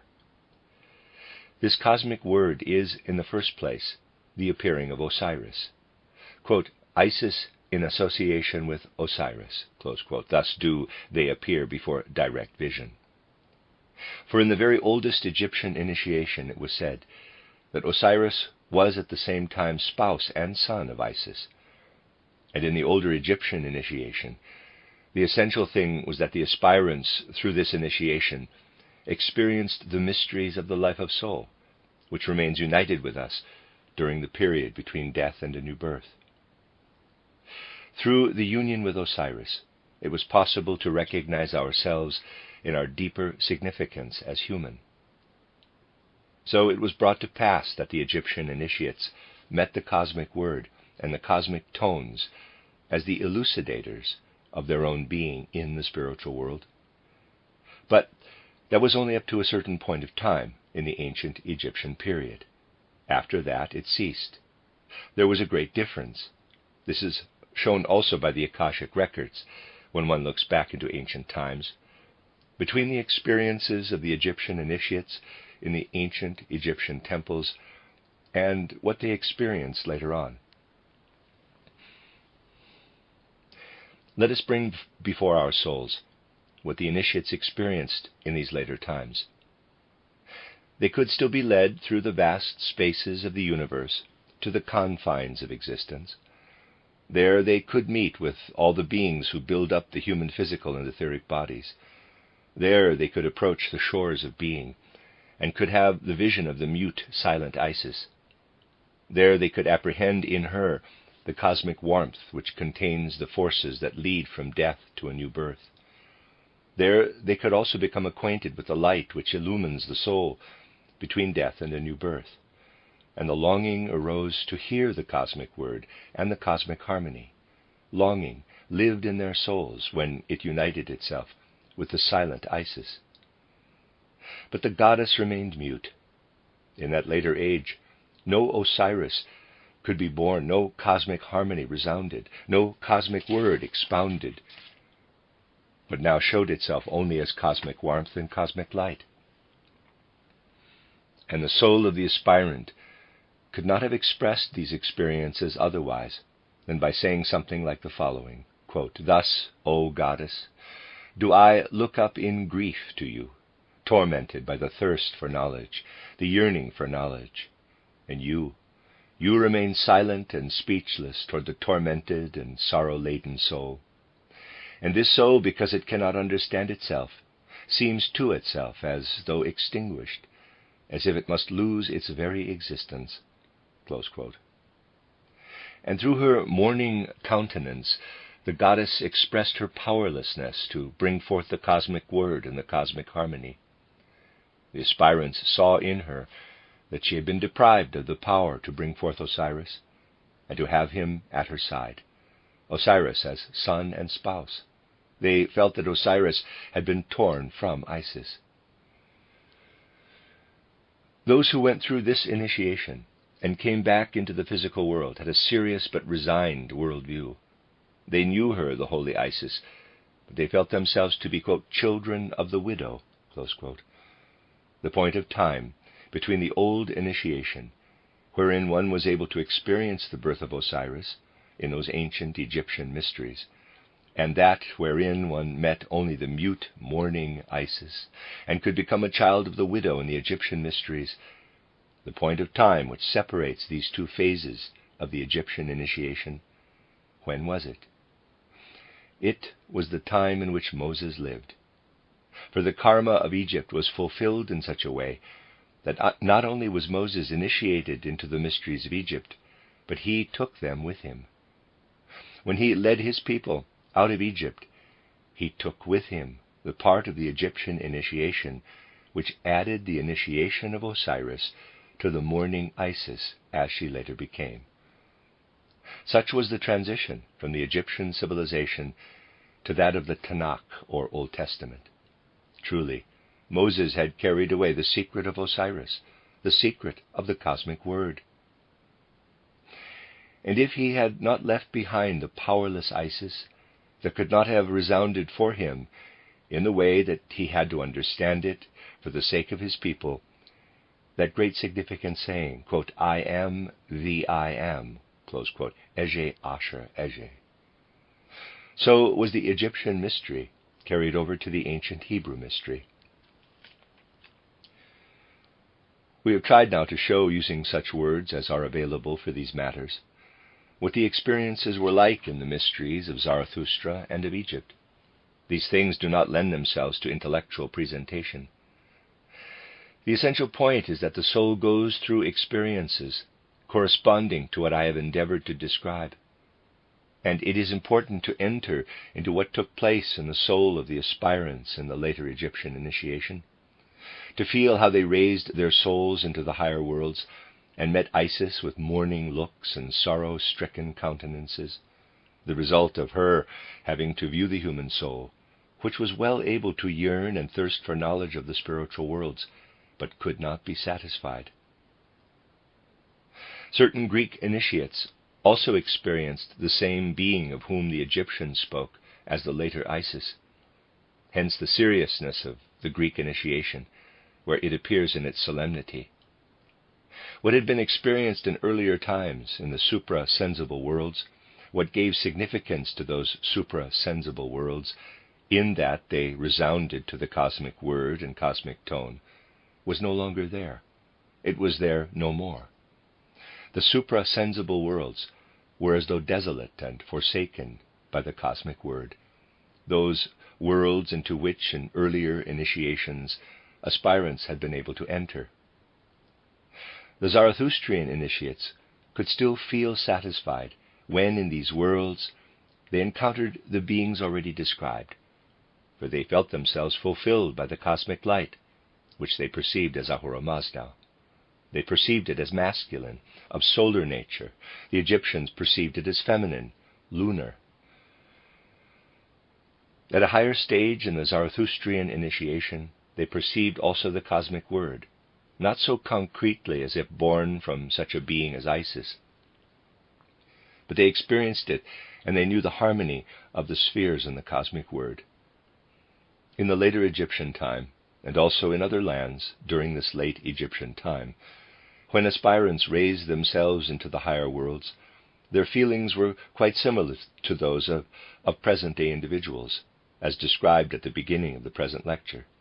They rise up into the higher worlds, become acquainted with all the beings who cooperate in building up the physical and etheric bodies. But they feel themselves forsaken and alone if nothing else appears, because they have something in themselves that longs for the cosmic word and the cosmic harmony. And the cosmic word and the cosmic harmony cannot resound for them. Today such individuals feel lonely and forsaken. In the later Egyptian age, they did not only feel forsaken and desolate, but if they were true children of the widow, and were out of the physical and etheric bodies and in the spiritual worlds, they felt themselves as human souls in such a way that they were constrained to clothe their feelings in the words, "The God is preparing to leave the worlds which you have always trodden when you felt the cosmic word. The God has ceased to be active there." And ever more and more did this feeling condense itself into what one may call the supra-sensible equivalent of what we encounter in the sensory world as human death. when we see someone die, when one knows that they are passing out of the physical world. Now, when the initiates of the later Egyptian age rose up into the higher worlds, they were partakers in the gradual dying of the god. As one feels with a person when he is passing into the spiritual world, so did the initiate of the later Egyptian period feel how the god took leave of the spiritual world in order to pass over into another world. This was the significant and remarkable part of the later Egyptian initiation. That when the aspirant raised his life into the spiritual worlds, it was not into rapture and bliss, but in order to partake in the gradual passing away of a god who was present in these higher worlds as cosmic word and cosmic harmony. Out of this frame of mind there gradually condensed the myth of Osiris, who was torn away from Isis and conveyed to Asia, and for whom Isis mourned. With this lecture we have placed ourselves on one bank of the stream, which separates the evolution of humanity into two parts. We have come from the direction of this evolution as far as the bank. We stand upon it. And what this standing signifies has been brought home to us through the frame of mind of the later Egyptian initiate, the child of the widow, who was initiated in order to experience mourning and resignation. It will now be our task in the boat of anthroposophy to cross the stream that separates the two shores of human evolution. In the last lecture we shall see what is on the other shore, when we push off our boat from the place where we have experienced the mourning for the god who is dying in the heavens, when we leave that place in order to traverse the stream and arrive at the other bank. When the boat of anthroposophy has carried us across, with the remembrance that we have previously experienced the dying of a god in the heavens, we shall see what presents itself to our view on the other side. The end of Lecture 3. You are listening to RudolfSteinerAudio.com. As well, you can hear these podcasts at RudolfSteiner.podbean.com. Please consider becoming a patron. As well, there are two publishing houses, SteinerBooks.org in America and RudolfSteinerPress.com in England, which are the sole publishers of Steiner into English and have given me permission to do these recordings. Please consider patronizing them as well. This is a reading of a small cycle of lectures by Rudolf Steiner, Collected Works, Volume 144. 4 lectures. I'm on the last one. It's entitled The Mysteries. The book is entitled The Mysteries of Initiation, From Isis to the Holy Grail, translated by Charles Davy, and this is the last lecture. Lecture 4, given in Berlin on the 7th of February, 1913. In the last lecture, we spoke of the experiences of a human soul in relation to the principles of the mysteries of ancient times, the Eastern and Egyptian mysteries. In a certain sense, this brought us to the last step in the stages of initiation. For in the first lecture, we described as characteristic of the nature of all mysteries these 4 steps: approach to the boundary of death, becoming acquainted with the life of the elementary world, beholding the sun at midnight, standing before the upper and lower gods. This standing before the upper and lower gods comes about when the aspirant has to apprehend the forces which rule everything that belongs to the human physical, the part which remains behind in sleep as physical and etheric bodies. Here we have to do with the lower gods in the widest sense of the word. We have to speak of the upper gods in relation to all the forces that are concerned with our innermost being, with what passes through various incarnations, the ego and the astral body. In the preceding lecture, I was able to describe the experiences of modern individuals acquainted with the nature of the mysteries, when they look back in the Akashic record at the experiences undergone by human souls within the mysteries of ancient times. We had to point to the tragic impression made on Egyptian souls when, in the course of their initiation, they came face to face with the changes that had affected the cosmic power known as Isis in the Egyptian mysteries. From the Osiris legend, we learn that the spouse of Isis was overcome by the enemy and torn away from her. But we have also come to know the results in the higher worlds of this changed situation in the life of Isis. The soul that in later Egyptian times had raised itself into spiritual worlds became a participant in the fate of Osiris, the god who was dying to the higher worlds and descending into the earthly region, for that is how it was experienced.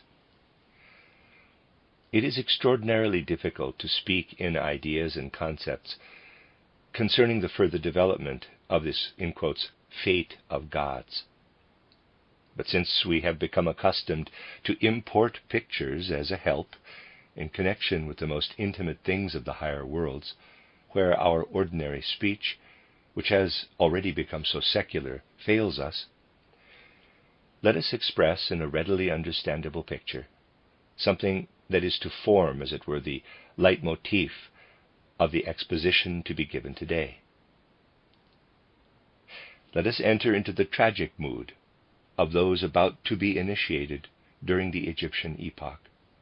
We transpose ourselves into this mood and find that it originated from experiences that aspirants could express only by saying to themselves, quote, "Formerly, when I entered the spiritual worlds, I found Osiris permeating cosmic space with a creative word and its meaning, which represent the fundamental forces of all being and development. Now, the word has become mute and silent. The god who was called Osiris has forsaken these realms. He is preparing to penetrate into other regions. He has descended into the region of the earth in order to enter into the souls of human beings." Close quote. The being who had been known spiritually to human souls in earlier days first became manifest in physical life when Moses heard in the physical world the voice that in earlier ages had been heard only in the spiritual worlds, quote, "Ege Asher Ege," close quote. I am the I am who was and is and will be. Then this being, who as the creative word had gradually become lost to the experience of the candidate for initiation, transferred his life into the region of the earth, so that he could gradually come to life again in the souls of earthly humans. And in this new life, rising to ever higher and higher glory, would consist the further development of the earth, even to the end of the evolution. Let us try to transport ourselves as vividly as we can into the frame of mind of these aspirants, and realize how in the spiritual regions to which they could first attain, they felt the creative word disappearing, sinking down into the region of the earth, and becoming lost to spiritual sight. Let us follow the evolution of the earth, and we shall see that for spiritual sight, this creative word now goes forward somewhat as a stream that has been on the surface and then disappears for a certain time below the earth's surface in order to reappear later at another place. And so there reappeared what the souls who were being initiated in the later Egyptian mysteries had seen sinking tragically out of sight. It reappeared, and could be looked upon by those in later times who were permitted to participate in the mysteries. They had to bring into the picture what they could see arising again, but arising now in such a way that henceforward it belonged to the evolution of the earth. How did what had become submerged in ancient Egypt reappear? It reappeared in such a way that it became visible in the holy vessel that is spoken of as the Holy Grail, guarded by the Knights of the Holy Grail. In the rise of the Holy Grail can be found what had sunk down in ancient Egypt, and in this arising of the Holy Grail there stands before us everything that went into the post-Christian renewal of the principle of the ancient mysteries. Fundamentally speaking, the phrase, the Holy Grail, with all that belongs to it, involves a reappearance of the essence of the Eastern mysteries. Everything that appears at a certain time in the evolution of humanity, in order to bring this evolution forward, must include a kind of repetition of what has gone before. In every later epoch, the earlier experiences of humanity must appear again, but in a fresh form. We know that in the third post-Atlantean epoch, the emphasis was on the sentient soul. In the fourth, the Greco-Latin epoch, it was on the intellectual soul. And the development of the consciousness soul is the special task of our own epoch, the fifth. For the candidate for initiation, all these things are important, because in a given epoch, the most important forces of initiation must proceed from the psychic member that is specially connected with that epoch. Thus the Egyptian initiation was connected with the sentient soul, the Greco-Latin initiation with the intellectual soul, and the initiation of the fifth post-Atlantean culture epoch must be connected with the consciousness soul. But at the dawn of this fifth epoch, there must also be a repetition of what the initiates once underwent out of the forces of the sentient soul, and equally a repetition of what was undergone in the fourth post-Atlantean epoch. Then something is added, something new, that must come from the consciousness soul to provide supporting forces for the candidate. Hence the fifth post-Atlantean epoch, with its special emphasis on the arising of the new initiation, must have centers where there can be recalled to human souls the secrets poured into human evolution through the Egypto-Chaldean soul, and the secrets poured out in the fourth post-Atlantean epoch, the Greco-Latin time, during which the mystery of Golgotha took place. And to that must be added a new element. As in earlier ages, so also in this later age, that which was enacted in the depths of the mysteries finds expression in the most varied legends, and these correspond more or less closely to secrets in which the human soul has participated. Hence it was necessary that the secrets of the Egypto-Chaldean period should appear as a kind of repetition before the souls of the fifth epoch.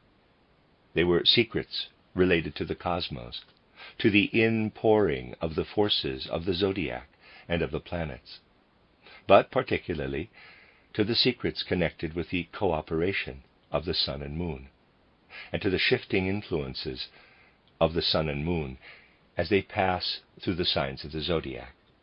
I am speaking of the apparent movements because they sufficiently characterize the processes involved. But there had to be a difference between the way in which these secrets had emerged in the third epoch and the way in which they were presented in the fifth epoch. Everything now had to work right into the consciousness soul, into that which makes for and constitutes human personality. This took place in a quite special way, through the fact that those inspiring forces that were seen when, in the third epoch, souls were transported into spiritual regions of the cosmos, and which simultaneously streamed out of cosmic space into the earth. During the fifth epoch, these forces inspired certain individuals. In the dawn of the fifth epoch, accordingly, there were persons who, not exactly through their training, but through certain mysterious processes, became the instruments, the vehicles of cosmic influences issuing from the sun and moon during their passage through the signs of the zodiac. The secrets that could then be won for the human soul through these individuals were a repetition of what had once been experienced through the sentient soul. And the persons who expressed the transit of the cosmic forces through the signs of the zodiac were called, quote, the Knights of King Arthur's Round Table, close quote. 12 in number. They had around them a band of other men, but they were the principal knights.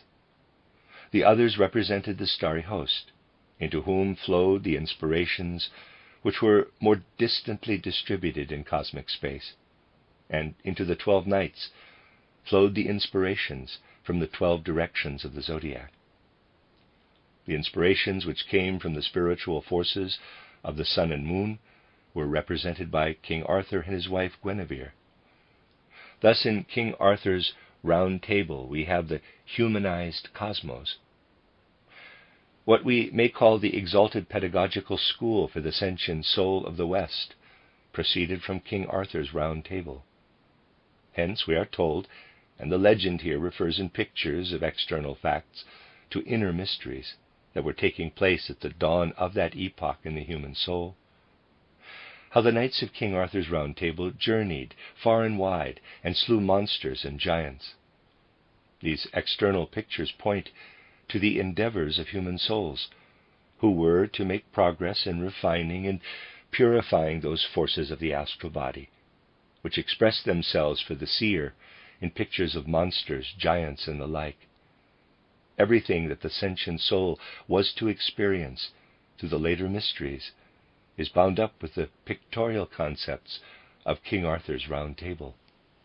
What the intellectuals were to experience in this later time has in turn found legendary form in the saga of the Holy Grail. Everything that had to be recapitulated from the epoch in which the mystery of Golgotha took place was concentrated in the influences that streamed forth from the secrets of the Holy Grail. And these influences could work on the intellectual soul in persons who had gained understanding of the Holy Grail and wished to understand their own epoch. In the present day also, the human soul must be open to these influences if it is to be initiated, if it is to have understanding for the spiritual nature of our times. The Holy Grail is surrounded by many, many mysteries. Today, naturally, we can give only a sketchy outline of these mysteries, but it may provide a starting point for more detailed studies that may one day be undertaken regarding these mysteries of the Holy Grail. In the Holy Grail, if understood in its true nature, there was embraced everything which characterized the secrets of the human soul in later times. Let us take the initiates of later times, when, having freed their ego and astral body from their physical and etheric bodies and come forth from them, they looked down at them from outside, and let us picture what they saw in them.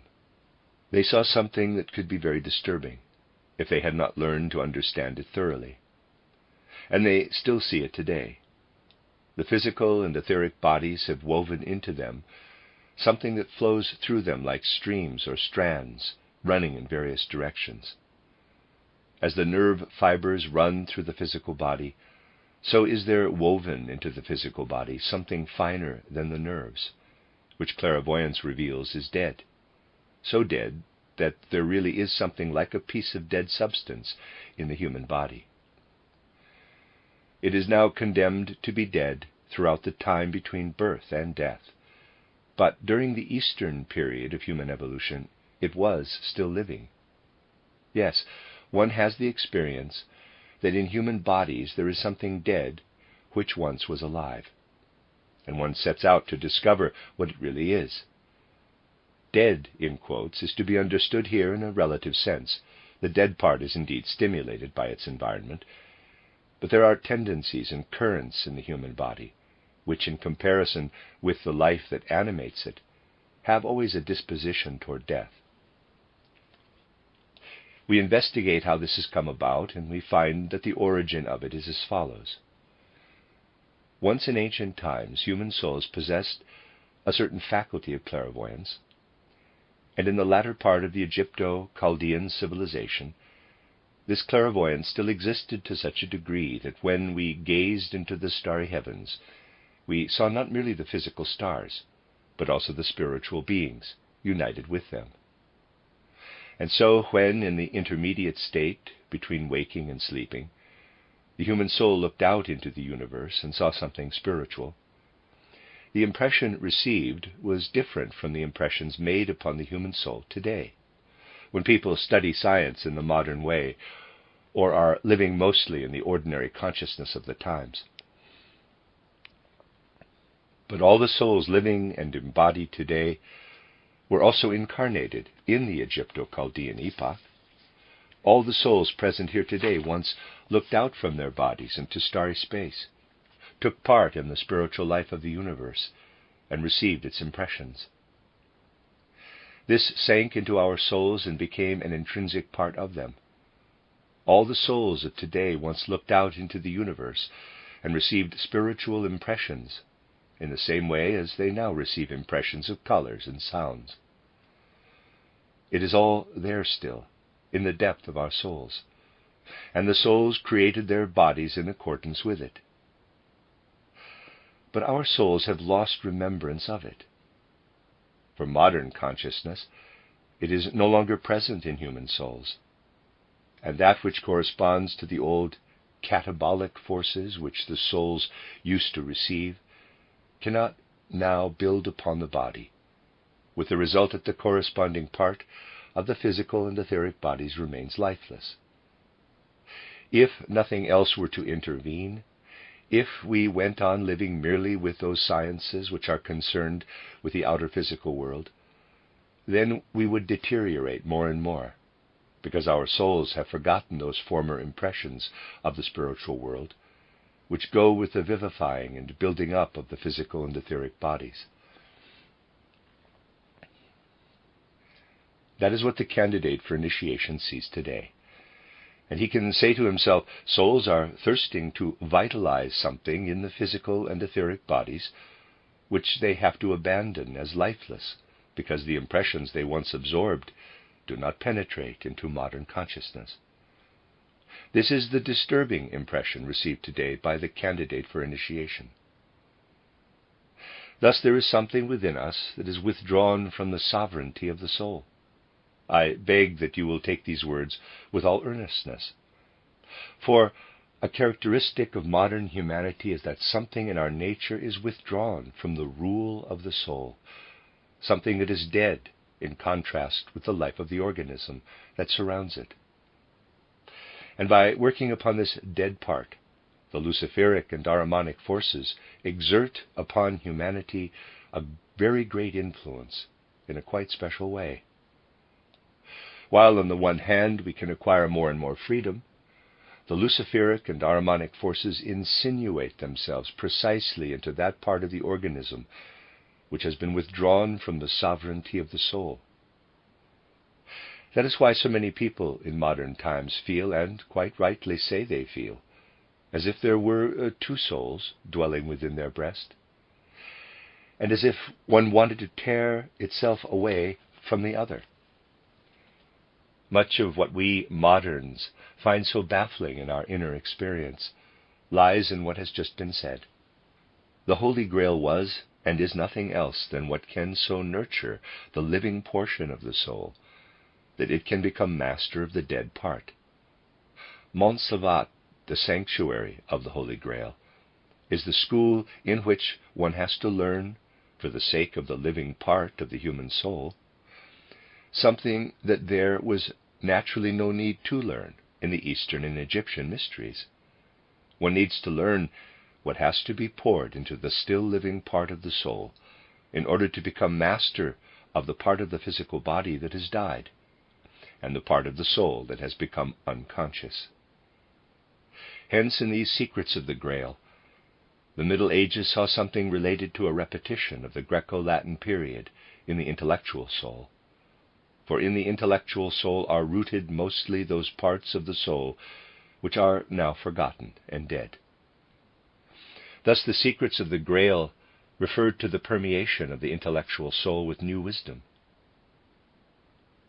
When the initiate of the Middle Ages wanted to present in picture form what he had to learn in order to permeate with the new wisdom the part of his soul that had remained living, he spoke of the castle of the Holy Grail and of the new wisdom, which is in fact the Grail, that flows out from it.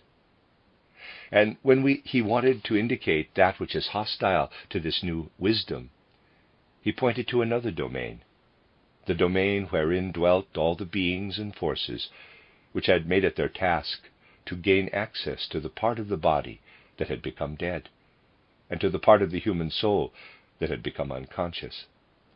This domain, into which were justly transferred, justly is here used in an esoteric sense, all the successors of the evil spiritual beings of earlier times who had preserved the worst forces of Oriental magic, not the best forces, which also had remained. The domain which was the most vicious and hostile to the Grail was Castle Merveille, the gathering place of all the forces which attack humans in this part of their bodies and souls, and have undergone a karmic fate such as has been indicated. Spiritual wisdom can be carried anywhere today, because we have reached a transition stage leading toward the sixth epoch, and these things are no longer tied to particular localities. But in the Middle Ages it had to be sought in certain definite places, as I have shown in my book titled The Spiritual Guidance of the Individual and of Humanity. Hence, when in earlier times it was said that one had to travel to a particular neighborhood in order to receive a certain teaching, this was not meant in any figurative sense. In our own time it must be said that wisdom has less of a local character, for we are living in a time of transition from life in space and time into more spiritual forms of time.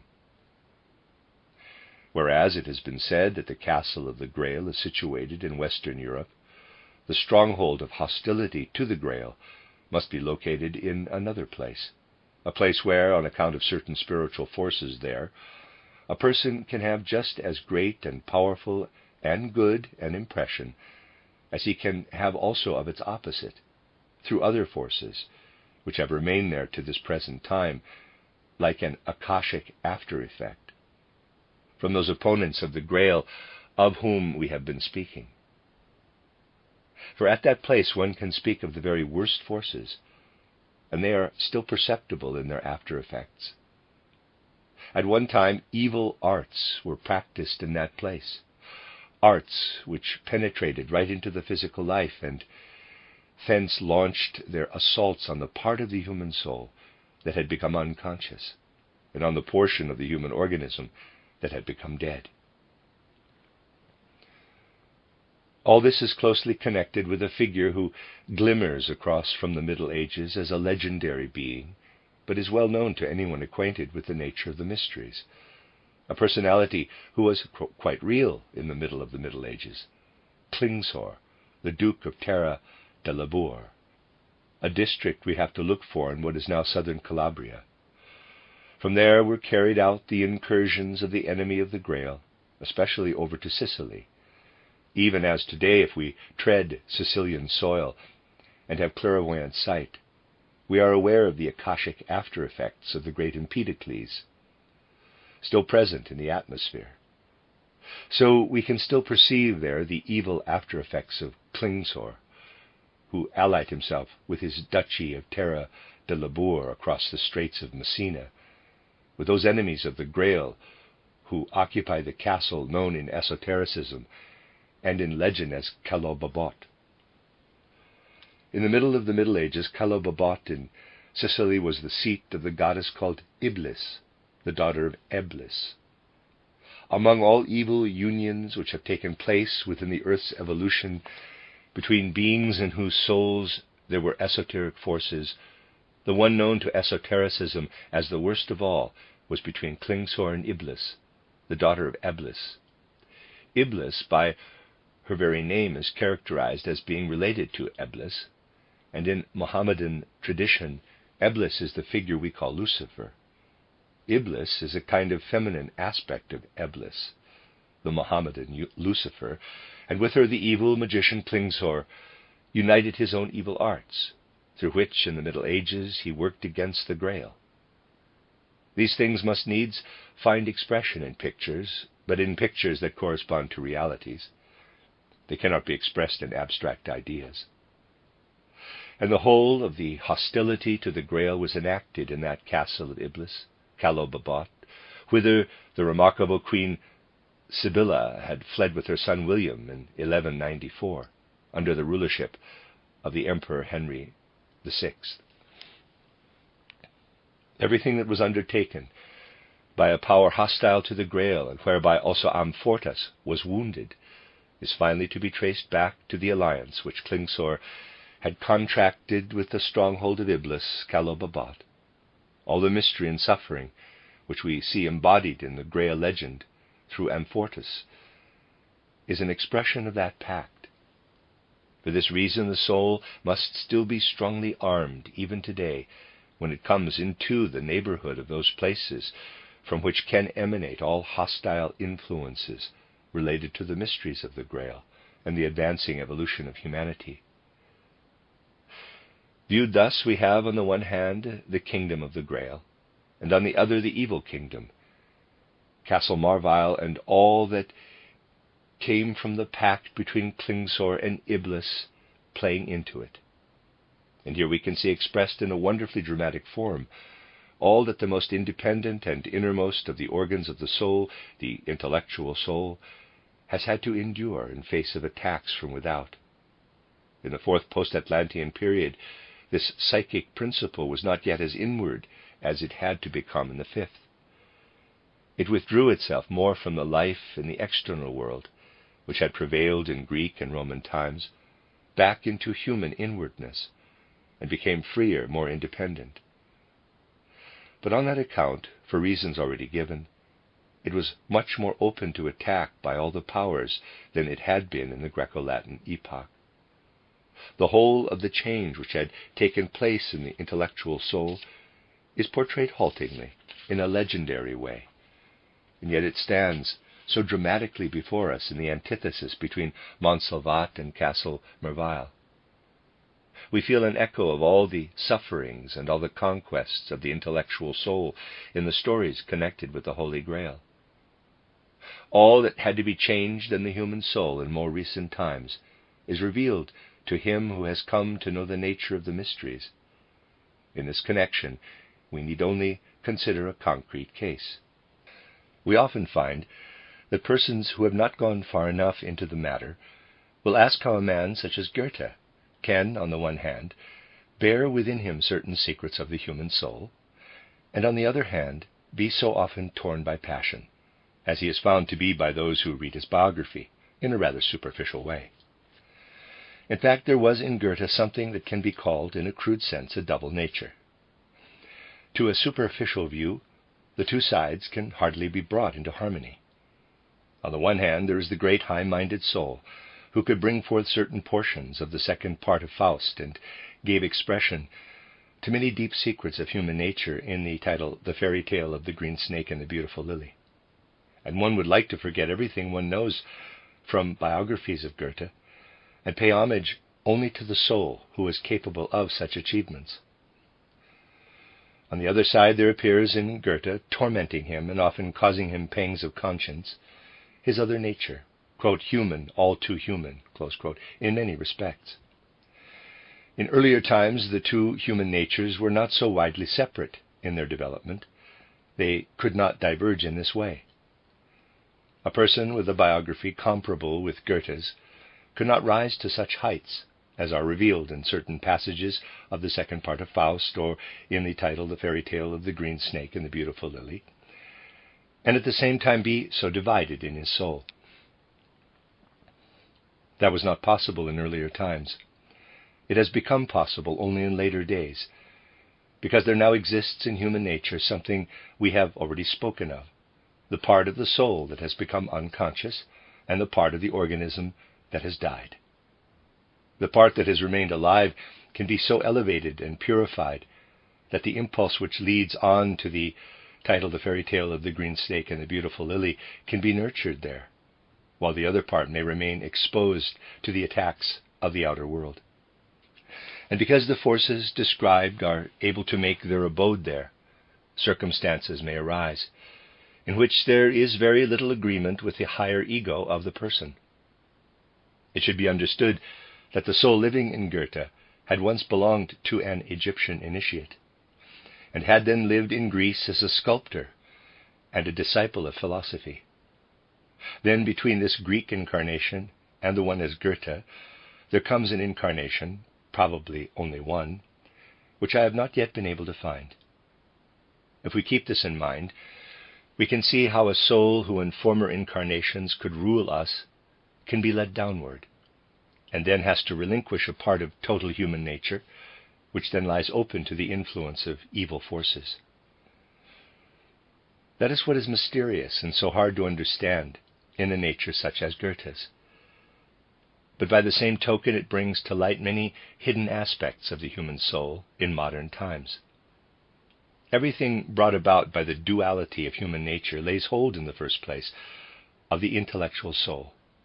And the intellectual soul divides into those two souls, whereof one can sink fairly deeply into matter, and the other can rise into the spiritual. Thus, in the Knights of King Arthur's Round Table, we are presented with a repetition of all that the candidate for initiation had in a certain sense to experience through the sentient soul. In all that was grouped around the Holy Grail, we are shown what can be experienced in modern times by the intellectual soul. Everything that we must now go through, so that we may make one part of our double nature strong enough to penetrate into the mysteries of the spiritual worlds in modern times, must be enacted in the consciousness soul. This is the new thing that has to be added. And that which has to be enacted in the consciousness soul is crystallized in the figure of Parsifal.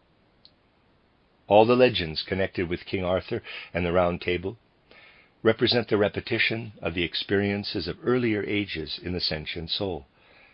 All the legends and narratives which are directly connected with the Holy Grail, apart from Parsifal, represent what the intellectual soul had to go through, and all that finds expression in the figure of Parsifal, this ideal of the later initiation, insofar as this later initiation is dependent on the consciousness soul, represents the forces which must especially be made our own through the consciousness soul.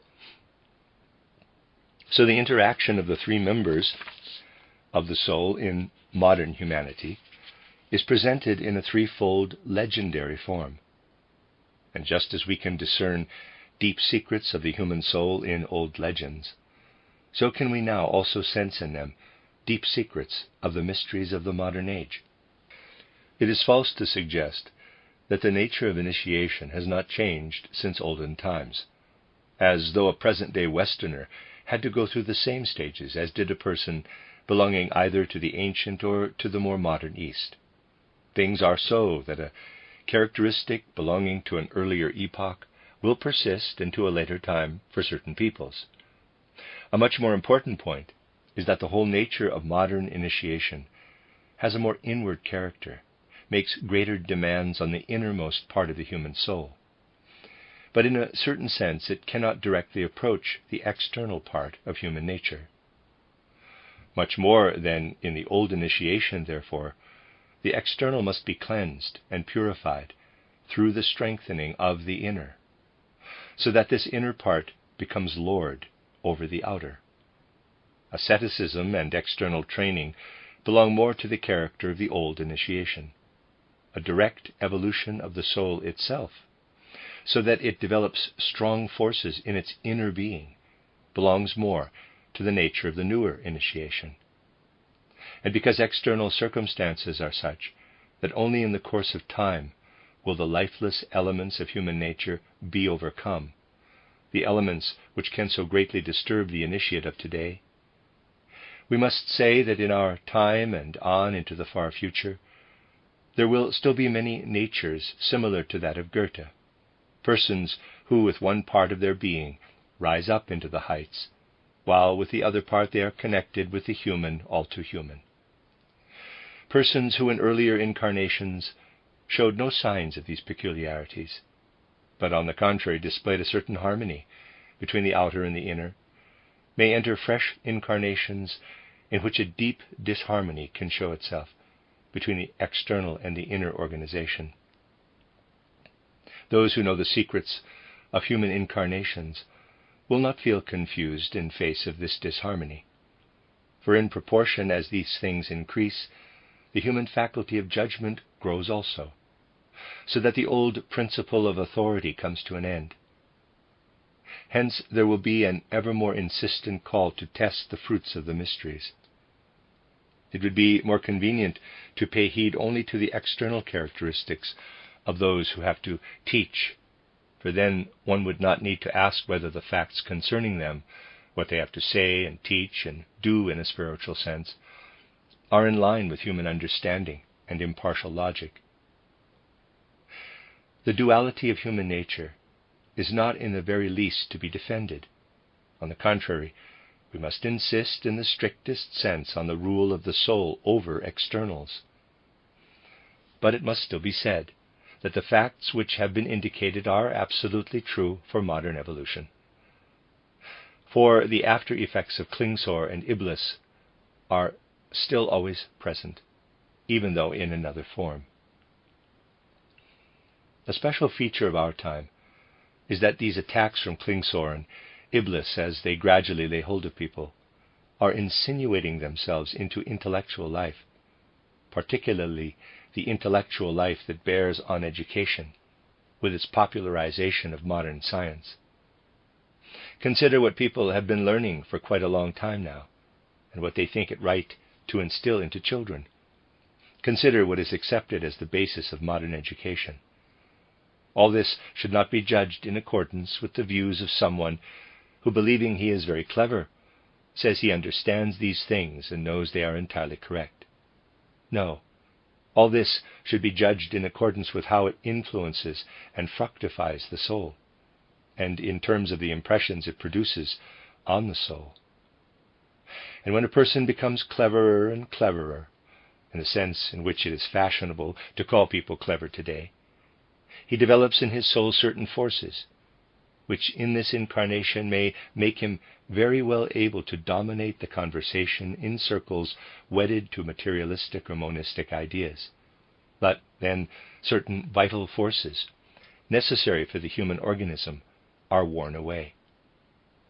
And when such a person has taken into himself only these typical dregs of modern education, in his next incarnation he will lack the forces that are required for properly building up the human organism. The cleverer a person is, by the standards of the time we are now facing, and the closer his intellectual attunement to it, the more of an imbecile will he be in a later incarnation.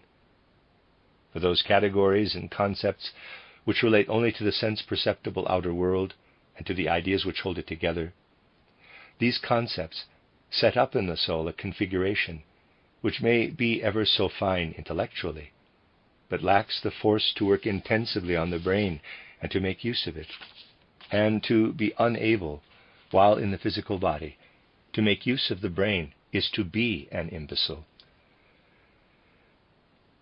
If it were true, as the materialists maintain, that the brain does the thinking, then one could certainly give them some comfort. But this is as false as the assertion that the speech center has formed itself. It has acquired its form through human beings having learned to speak, and so the speech center is the result of speech. Similarly, all cerebral activity, even in the historical past, is the result of thinking, not the other way about. The brain is plastically molded through thinking. If only such thoughts are developed as are customary today, if the thoughts are not permeated by the wisdom of the Spirit, then the souls occupied with thinking only about material things will find in later incarnations that they are unable to use their brains properly. The forces of their brains will be too weak to lay hold of things. A soul which is occupied today merely with calculating debit and credit, let us say, or with the usages of commercial and industrial life, or absorbs only the ideas of materialistic science, is filling itself with mental pictures which in later incarnations gradually darken the consciousness, because the brain would be an unformed mass, as today in cases of softening of the brain, and so no longer capable of being seized by the forces of thinking. Hence, for anyone who looks into these deeper forces of human evolution, everything that can live in the soul must be permeated by a spiritual comprehension of the world. So in this modern time, human nature may still be twofold. The forces belonging in particular to the consciousness soul must be infused with inner spiritual knowledge. Man must overcome the two regions through which Parsifal went. He must overcome, quote, apathy and doubt, close quote, in his own soul. For if he were to carry apathy and doubt with him over to a later incarnation, he would not make a success of it.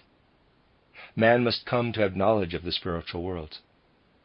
Only through the fact that life widens out in the human soul, the life called Selde by Wolfram von Eschenbach, the very life that pours out spiritual knowledge over the consciousness soul, only by this means can human psychic development advance fruitfully from the fifth epoch onward into the sixth. These are among the fruits of the newer mysteries. They are the important and significant results which must be drawn from these mysteries, which are an after effect of the Grail mystery. But unlike all ancient mystery wisdom, they can be understood by the generality of people. For gradually the unconscious and dead forces of the soul and of the organism must be overcome through a strong permeation of the consciousness soul with spiritual knowledge. That is, with a knowledge that has been understood and grasped spiritually, not a knowledge built up on authority.